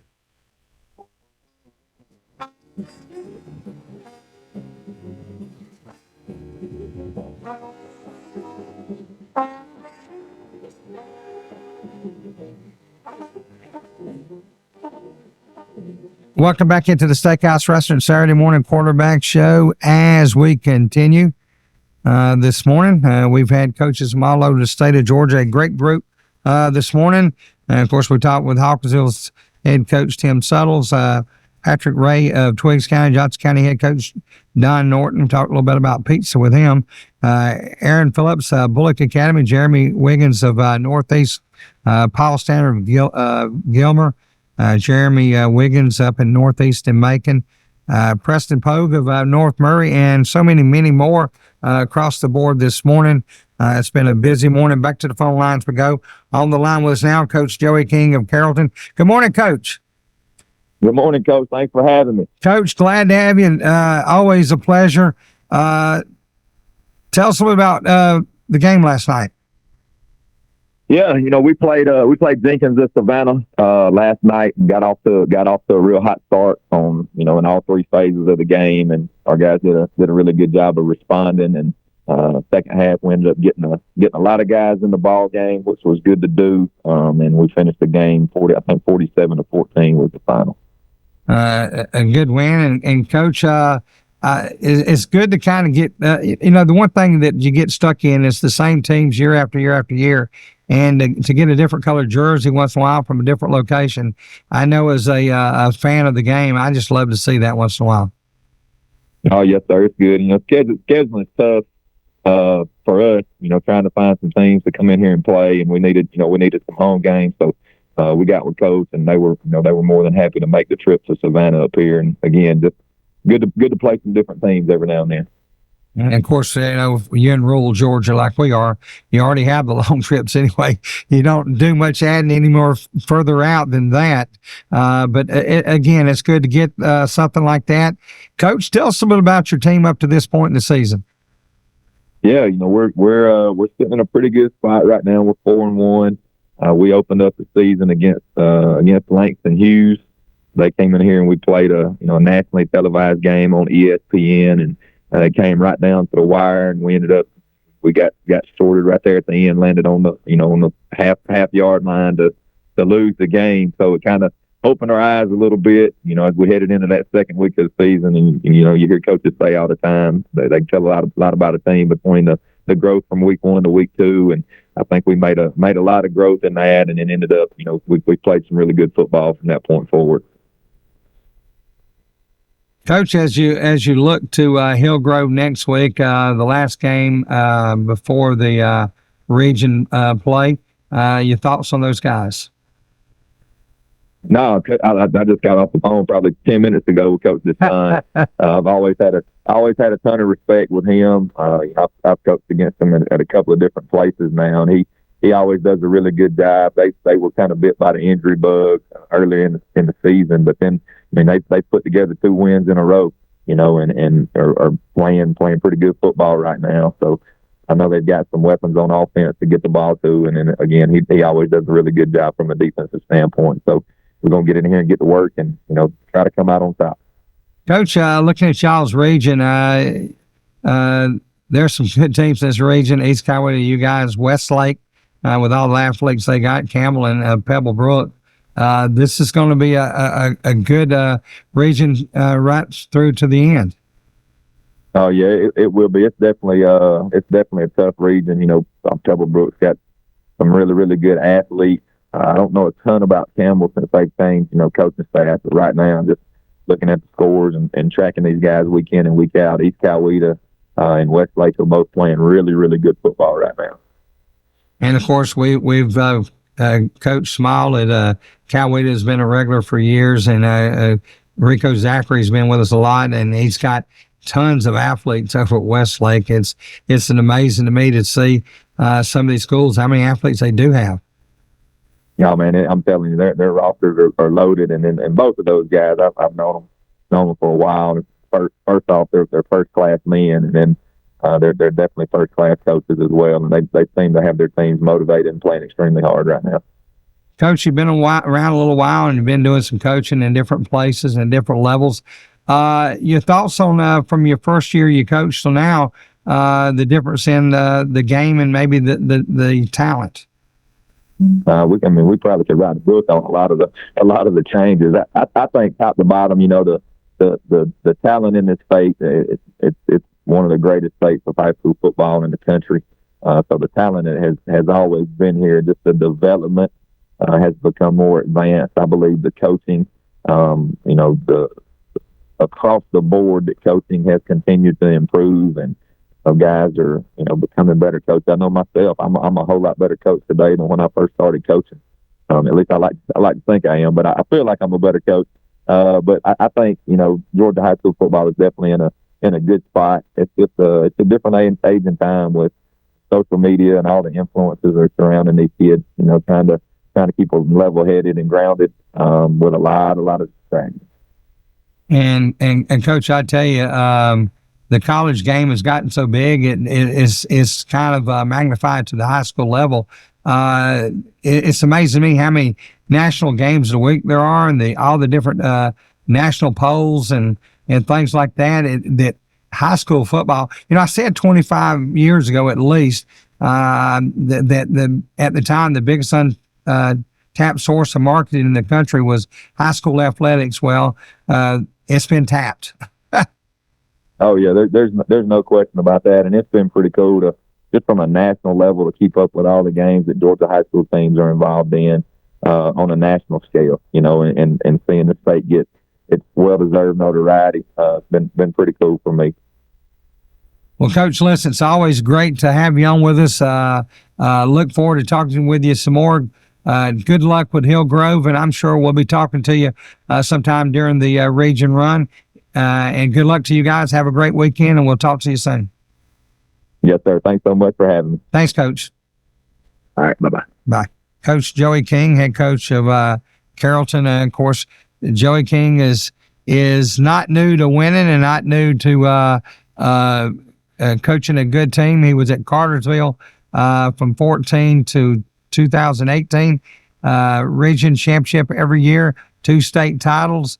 And of course, up at Carrollton, he's went 12-2 his first year, played for the championship in the second year, scoring 643 points. This year, they're off to a good start, 4-1 on the year. Got a good quarterback over there, Bruce. Getting some good attention throughout the country. Eddie, you've been here listening to all these conversations with him over the years. We talked to him back in his 2 runs for the state championship. I tell you, this guy is young, athletic, and very young and aggressive. Yeah, he's got a winning tradition. When you look at a coach, you can tell usually within 30 seconds of talking to him what he's all about. And he's always been about getting the most out of his players, developing them not only as players but as young men to be successful in life. and to fight through adversity. And he's done it all. I mean, he's winning tradition wherever he goes. And he will continue doing so. We're going to take a break. You listen to Steakhouse Restaurant Saturday Morning Quarterback Show on the XL Sports Network. Hawkinsville, the smell of the fresh fried chicken may lead you right inside for the best meal you'll ever have. Stop and see Lewis Fowler and his staff at the Steakhouse Restaurant in Hawkinsville for the daily buffet and the daily specials. Come try the Thursday night buffet with shrimp and fish or the Super Sunday buffet after church. Plus, there's full service menu available. And let the Steakhouse Restaurant cater your next event, either in-house or on location. The Steakhouse Restaurant on the 341 bypass in Hawkinsville. For all your tax needs and IRS e-file in Middle Georgia, it's Lester's Income Tax Service at 99 Commerce Street, Hawkinsville. Call 478-783-1650. Best of luck, Red Devils. I walk the mean streets of Atlanta in a police uniform.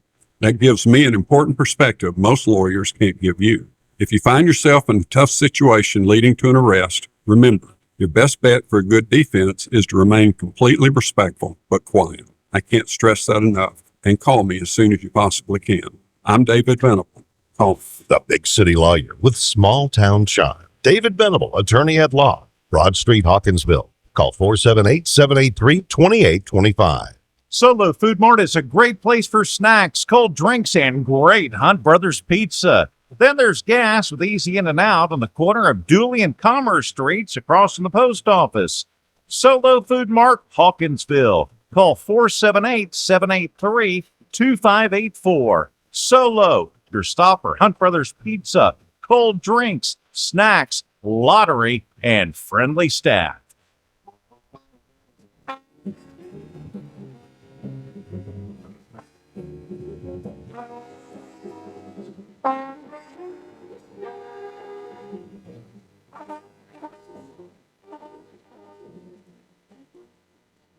Well, welcome back to the Saturday Morning Quarterback Show, brought to you by the Steakhouse in Hawkinsville. We'll talk a little bit of college football today. Eddie, we got on the phones now. We couldn't get John Nelson today. He's got a little something prior commitment, but we have Will Nobles who worked with me on Thursday afternoons on the drive at 5. Will, good afternoon or good morning, almost afternoon. How you doing? Will, you there? Good to be there. We go. Okay, good to be a guest this morning. All right, cool. Yeah, we had to turn you on there. Hey, Will, so we're going to go over some games for today and talk a little bit about that on the college football level. I'm going to start off with Minnesota on the road to Chapel Hill playing the Tar Heels of North Carolina. Tar Heels are a 7-point favorite with an over and under 49. Will, what do you think about Minnesota on the road to Chapel Hill? Well, I don't think the Tar Heels have seen a defense like what they're going to see from Minnesota. I expect them to give them some trouble. If I got to pick a winner in this game, I'm going to go with the upset. I'm going to go with Minnesota, just obviously to cover, and they're going to win straight up. And like I said, I think that defense is going to give them a little trouble. So I'm taking the under on the entire game as well. You got the under in Minnesota. Hey, Eddie, what's your take on this game? I think it's going to come down to possibly home field advantage. It's going to be a close game. Over or under, you named it. I think spread 7 points in Tar Heels' favor. I'm going for the ups. I just don't think that North Carolina's played against a defense as good as North Carolina's. So, Will, I'm going with you on this one. I'm gonna pick the favorite in this one. I'm gonna take North Carolina. I'm not sold right now on North Carolina's defense. Gene Chizik in his second season as the DC there, they couldn't really seem to do a whole lot with Appalachian State, and for some reason, Appalachian State has just had the Tar Heels number.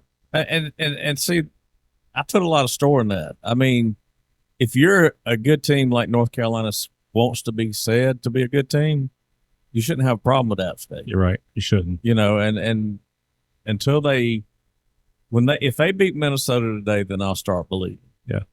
I'm gonna go ahead and pick UNC on this one. And we'll see what happens. All right, Will, Virginia Tech at Rutgers. Rutgers is a 6.5-point favorite. It's amazing what Greg Schiano's done in that program. he had him rolling pretty good before he left, and now he's coming back. And Rutgers is not the laughing stock of the NCAA anymore. They're actually a little bit more respectful. They are a 6.5 point favorite today against Virginia Tech at home with the over and under 39. What say you?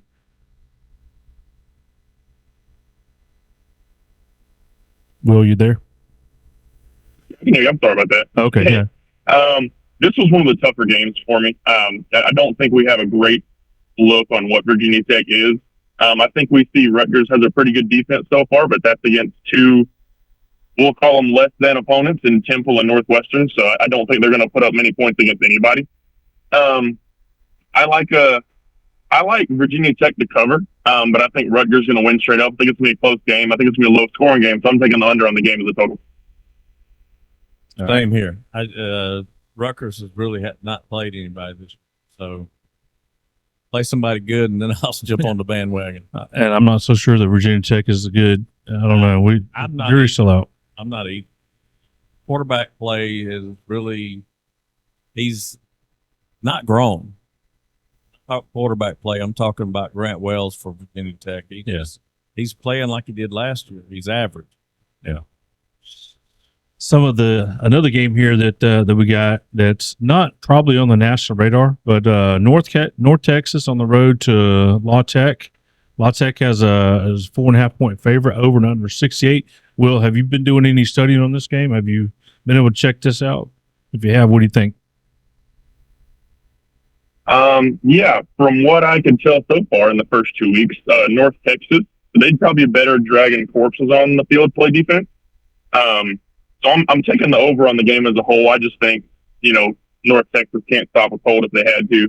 I don't love LA Tech, but again, I just think North Texas' defense to this point hasn't been anything to write home about. Again, taking the over on the game. I think LA Tech wins straight up and they cover. All right.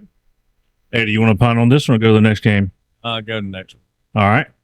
The mighty Vanderbilt Commodores on the road to UNLV. Vandy, or it's not very often that Vandy is going to be a favorite in any team, or any team they play. But they are a 4 point favorite on the road, and over and under 57. Well, I'll give you a shot at this one.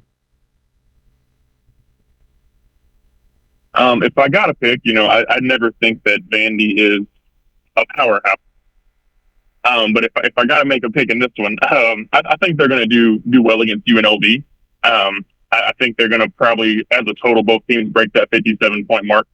And I like Vandy against the spread and straight up. All right. I think you're right. I think I'll pick Vandy and to cover the spread.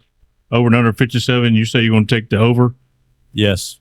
I'm taking the over, yeah. Okay. Yeah. Same thing? Yeah, same thing. Okay. All right. Hey, guys, we're going to take a quick break. Listen to the XL Sports Network.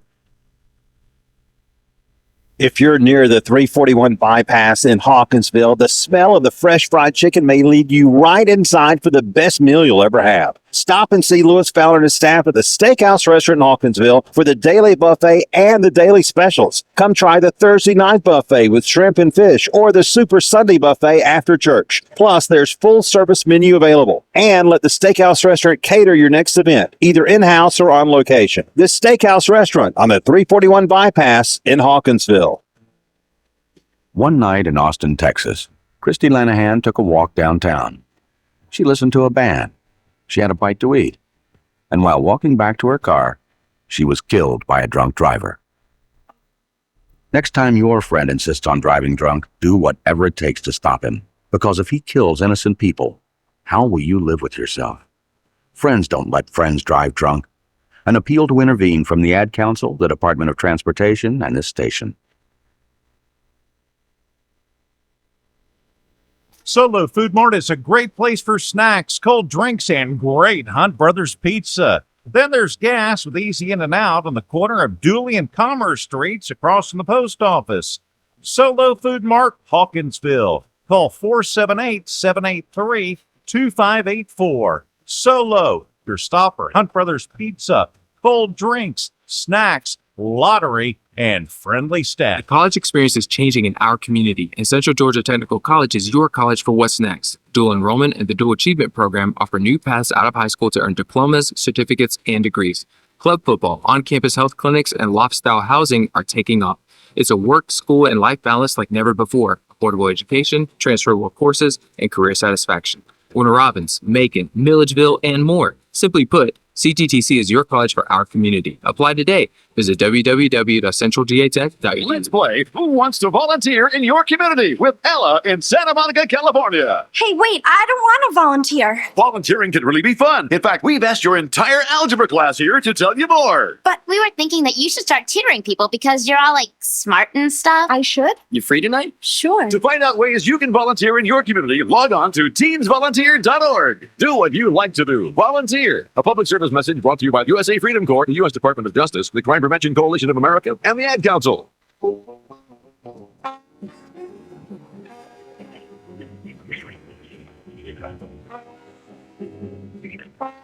Welcome back to the Steakhouse Saturday Morning Quarterback Show.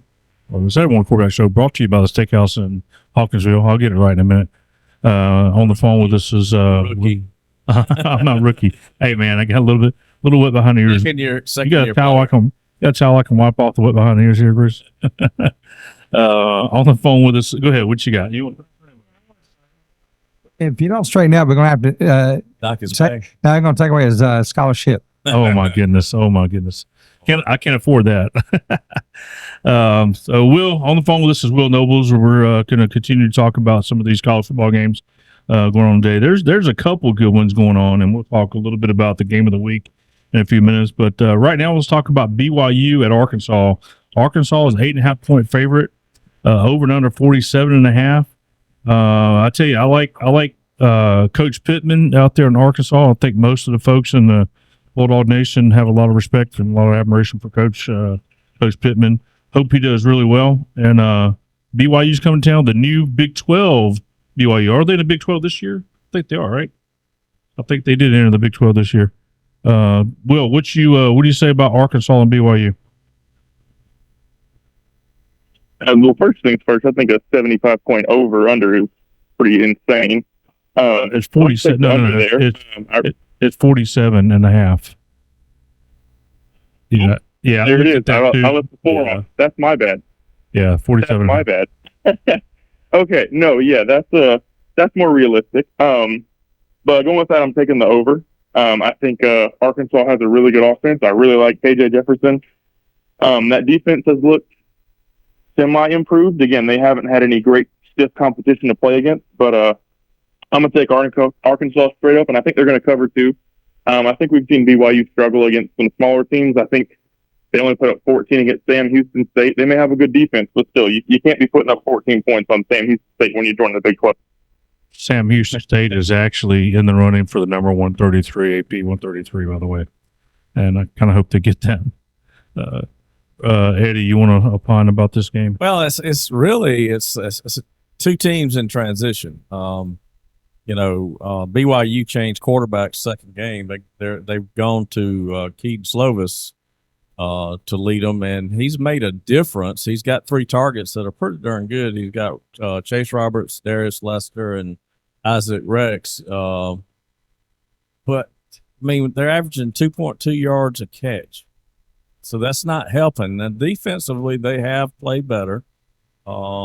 They've shifted to a more pass-oriented team, but yet they're not averaging yards. Now, Arkansas, they've got a new offensive coordinator in there, Dan Enos.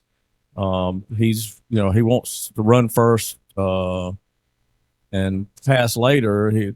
But the problem is his star running back is kind of absent right now. He's got some knee issues. They struggle. Arkansas has struggled. Now, do I think they will cover? Yes, but I'm not too sure about the 47.5 points. That one I'm going to have to see. I think defensively both teams are better. I think offensively Arkansas is better, but there's still some transition going on. So I'll go with the spread, but I don't think the points are going to be there. I agree with both y'all in a way. I think that Arkansas is going to win the game. Yes. I think they're going to cover spread. And I'm actually going to take the over in this game. I think the KJ Jefferson is going to have a big game. He's got some talent around him out there. They brought that kid in that's Jaden Hazelwood brought him in this year, or maybe this is his second season with Arkansas. I'm thinking he's probably going to, have a pretty good game against BYU. So I'm going to pick the over in that game. I think that I like KJ Jefferson. I think that he stayed with his team. He's been through a lot of battles with that team. I think he's a good leader. And, you look at him, he's been there for at least 4 or 5 years. And on the other side, you got Keaton Clovis has been into the 4 different teams. Yeah. Yeah. I mean, that's what I'm saying. They're in transition and they're not stable. They haven't made a decision of who their field general is. They're throwing something out there and just seeing what happens. Yeah. Between Keaton Clovis and like Alabama. Yeah. Between Cleveland Clovis and JT Daniels from USC. I mean, there's 7 different schools they've been to in their college career between the two of them. That's just insane. Yeah. All right, moving right along. Syracuse at Purdue. Now, Big Ten and the ACC. Yeah, I would be really worried if I was Syracuse if you're ranked number 2 in the nation, because the spoiler makers are really good at doing just that, spoiling the show. 2.5 point favorite or Purdue. That's a home. That's just basically the even, and to get 2.5 being a home. 58.5 is the over and under. And the Boilermakers are 1-1. Their one win is over Virginia Tech. Yeah. So Will, I know that you have in the past studied Purdue. Knowing you've looked deep into that program. They got Syracuse today at home. What do you think?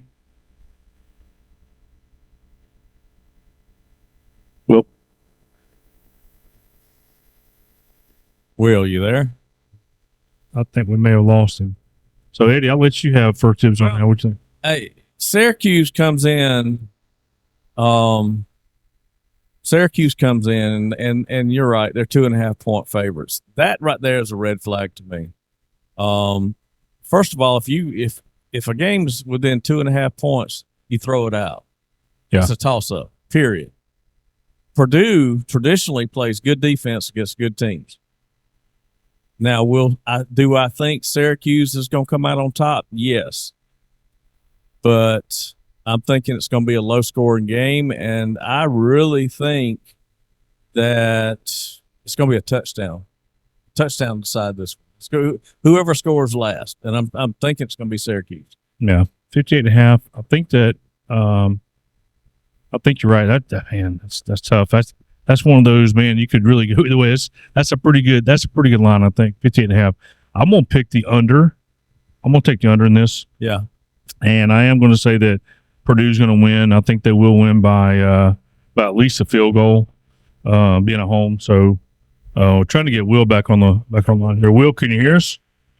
Yes, sir. I'm back. Sorry about that. Okay. And we're just talking about Purdue and Syracuse. Not sure how much you heard there. I know that over the years you've studied Purdue. Looked pretty deep into the program. What do you think about? I'll tell you what. Let's hold that thought. Let's take a break. And on the back side of the break, we'll want you to analyze this Purdue Syracuse game. You're listening to the Saturday Morning Quarterback Show, brought to you by the Steakhouse in Hawkinsville. Back in a couple minutes. If you're near the 341 bypass in Hawkinsville, the smell of the fresh fried chicken may lead you right inside for the best meal you'll ever have. Stop and see Lewis Fowler and his staff at the Steakhouse Restaurant in Hawkinsville for the daily buffet and the daily specials. Come try the Thursday night buffet with shrimp and fish or the Super Sunday buffet after church. Plus, there's full service menu available. And let the Steakhouse Restaurant cater your next event, either in-house or on location. The Steakhouse Restaurant on the 341 bypass in Hawkinsville. For all your tax needs and IRS e-file in Middle Georgia, it's Lester's Income Tax Service at 99 Commerce Street, Hawkinsville. Call 478-783-1650. Best of luck, Red Devils. Solo Food Mart is a great place for snacks, cold drinks, and great Hunt Brothers Pizza. Then there's gas with easy in and out on the corner of Dooley and Commerce Streets across from the post office. Solo Food Mart, Hawkinsville. Call 478-783-2650. 2584. Solo, your stop for Hunt Brothers Pizza, cold drinks, snacks, lottery, and friendly staff. I walk the mean streets of Atlanta in a police uniform. That gives me an important perspective most lawyers can't give you. If you find yourself in a tough situation leading to an arrest, remember, your best bet for a good defense is to remain completely respectful but quiet. I can't stress that enough. And call me as soon as you possibly can. I'm David Venable. Call me. The big city lawyer with small town shine. David Venable, attorney at law, Broad Street, Hawkinsville. Call 478-783-2825.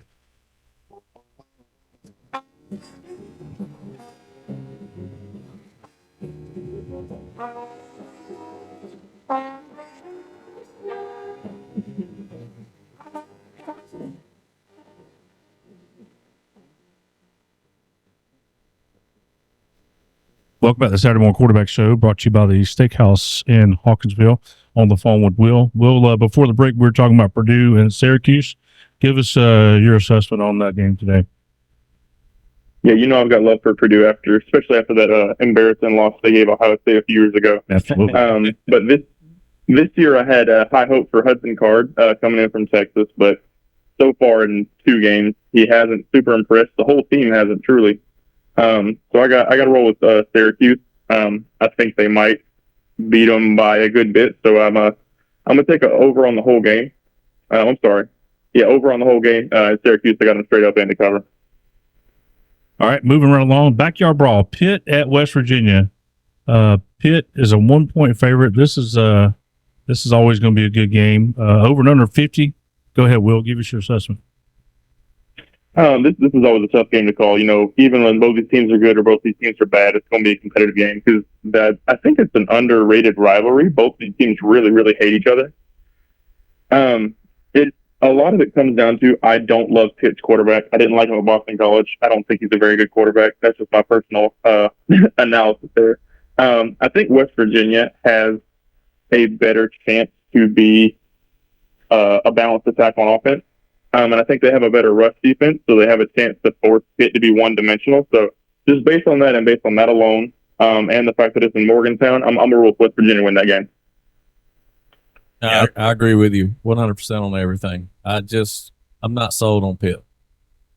I think that Neil Brown has been on a hot seat since the beginning of the season.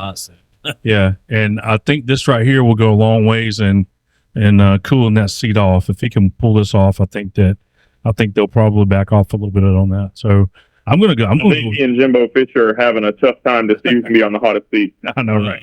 Don't leave out the fella down at Florida. Yeah, exactly. We'll talk about that in just a minute. Talk about that. Just a second. So I'm gonna pick West Virginia in this. I'm gonna say the under. West Virginia under. All right, real quick. Kansas State on the road to Missouri. 4.5-point favorites are the Kansas State Wildcats over Missouri. 46 over and under. Go ahead, Will. On Thursday, I said it could be a close game or a blowout. The more I look at it, the more I'm leaning towards blowout. Still could be close, but I like K-State. I'm taking an over on the 46. I think K-State's going to beat them to death. So I'm taking they cover, and obviously straight up. I agree completely with that. I agree too. Okay. All right. Game of the week. This one here is an old rivalry. Tennessee's going to be on the road to the Swamp, playing against the Swamp Lizards. Tennessee's going to take a 6.5-point favorite in that game. Over and under of 59. Will, you start us off? This is the lesser of two evil games right here. I mean, you're telling me I got to pick one of these guys to win? I don't want to do that. But first thing I want to do is mention that the cannon of Joe Milton has proven to be anything but. I believe I heard a stat that they only have 2 passes this year that have gone 25 yards or more. That's not in the air. That's just total. Wow. So I don't think he's the heir apparent that he was made out to be to Hendon Hooker. I think Hendon Hooker is a good few tiers of quarterback above Joe Milton. I hate to say anything even remotely approaching kind about Florida, but I think their defense can give Tennessee some problems, especially if the mighty Governors of Austin Peay can hold them to 13.5. I think this is going to be a pretty close game. I mean, last year, if you look at it, Tennessee was a really good football team, much better than Florida. At the end of the game, that was a 5-point win for Tennessee. So I think we might be looking at something like that again this year. As far as the over-under, I'm going to take the over on 59. That's the last one I think I saw it was. I think Florida covers that was 6.5. And to win, I don't want to pick either team to win. But just because I hate Florida more, I'm going to say Tennessee wins. Well, I'll go ahead and throw this out there. It's called the third Saturday in September for a reason. They hate each other. They don't. Neither team wants to mention the other team. Tennessee hasn't won in Gainesville since 2003. And regardless of who wants to say what, I think the hottest seat right now in college football belongs to the one owned by Mr. Billy Napier. And Tennessee can move the ball. They proved it the first year. They can move the ball, but they make stupid mistakes. And I wanted to say it's because of athletes, but I really think it's because of coaching. I think Billy Napier is not the coach everybody thinks he is as a head coach. Tennessee's going to blow this one out. They're going to win by 14 points. It's going to be over 60. I think you may be right. And you know, and hey, and I'm being nice, guys. I listened to some of my Florida friends. One of them, by the way. Oh, you're not a Florida friend. You're that's what I said. I'm your Auburn friend. I'm not your Florida friend by any means. Listen to my Florida friends, and they're talking about, well, we got to get rid of this coach. And I'm like, do it. Continue to fire your coach every 2 years, and you're going to turn into a Tennessee train wreck, just like we've seen over the last 2 decades with Tennessee. As a Georgia fan, I invite that. Go ahead. I think Billy Napier, give him some time. You got to give these guys time. How long has he been there? This is only his second season. But he's making stupid mistakes. Mike Norvell did the same thing. Look at him, number 3 in the nation right now. So I don't think Norvell was that bad. Well, go back last year and look at the NC State game. Look at the Utah game. Look at the Utah. They moved the ball. They were in the red zone how many times and did not score? They were making mistakes that should not happen. Well, I agree. I mean, and the people making the mistakes were not freshmen. They were tenured players. It shows just a lack of coaching. I'm not sold on Billy Napier. Well, I'm not really sold on anybody that wears that stinking nasty orange and blue combination. We got the right color on us. Sorry. No blue and orange together is the right color. I don't care what shade of either one of those are. It should be a crime, Bruce, an absolute crime for to wear those colors together. Tennessee wears the orange they wear, so when they get out of jail on Friday afternoon, they can play on Saturday. Did I say that? That is. Did I say it? Did I mean it? Yeah. I laughed at it. No. There's a I call it a girl song that my granddaughter plays a lot, and it's something about a girl that falls in love with a guy from Tennessee. Well, she grew up in a family of Georgia Bulldogs, and it's a kind of an odd song, but the gist of it is I wouldn't tolerate that in my house. I won't even say what's on my mind here. Hey, right quick. Let's go to a couple NFL games. Will, right quick. Your Green Bay Packers. I know you're a big Packers fan. Go Pack. Packers on the road to Atlanta. Packers are 1.5 point favorite. 40.5 is over and under. Go ahead. I think those Gamecocks are going to be looking bad. You wait till we get through with them buzzards. Yeah. Okay. I like the way you think. Yeah. So last week was good to see. I don't know if it's the Packers look good or the Bears look bad, but either way, I'm happy. Any year the Bears suck is great. Yeah. I think Jordan Love showed me some things that I was really not sure about. I don't think he's got enough playing time, but that week 1 he looked clean. I really liked the way that defense played as well. Shout out to the former Bulldog, Quay Walker, getting a pick 6. Loved it. Yeah, absolutely. Atlanta seems to struggle at times against a Carolina team that is in full-blown rebuild mode. I know they got the home field advantage, but I'm sorry, I can't do it. I'm not picking against my Packers. I'm going Packers to win straight up. They're going to cover, obviously, and I think they're going to go over that 40.5. Yeah, that defense is going to shut down. I'm a big, firm believer in the Packer defense. You know how it is. Defense carries you. So I go with the Packers. Got about 30 seconds left. We'll right quick. Cleveland on the road to Pitt. Cleveland's 2-point favorite. 40 is over and under. What you got? That's a tough one. I'm gonna take the under. I don't know that either one of these teams is gonna score a lot of points. I like Nick Chubb, so I'm going Cleveland to win straight up, but I think Pitt's gonna cover. It's gonna be like a 1-point win. All right, guys, that'll do it for this week's edition of the Steakhouse Restaurant Saturday Morning Quarterback Show. Coming to you live from the Dave Venable Studios in downtown Hawkinsville on the XL Sports Network. Thanks for joining us. This is The River.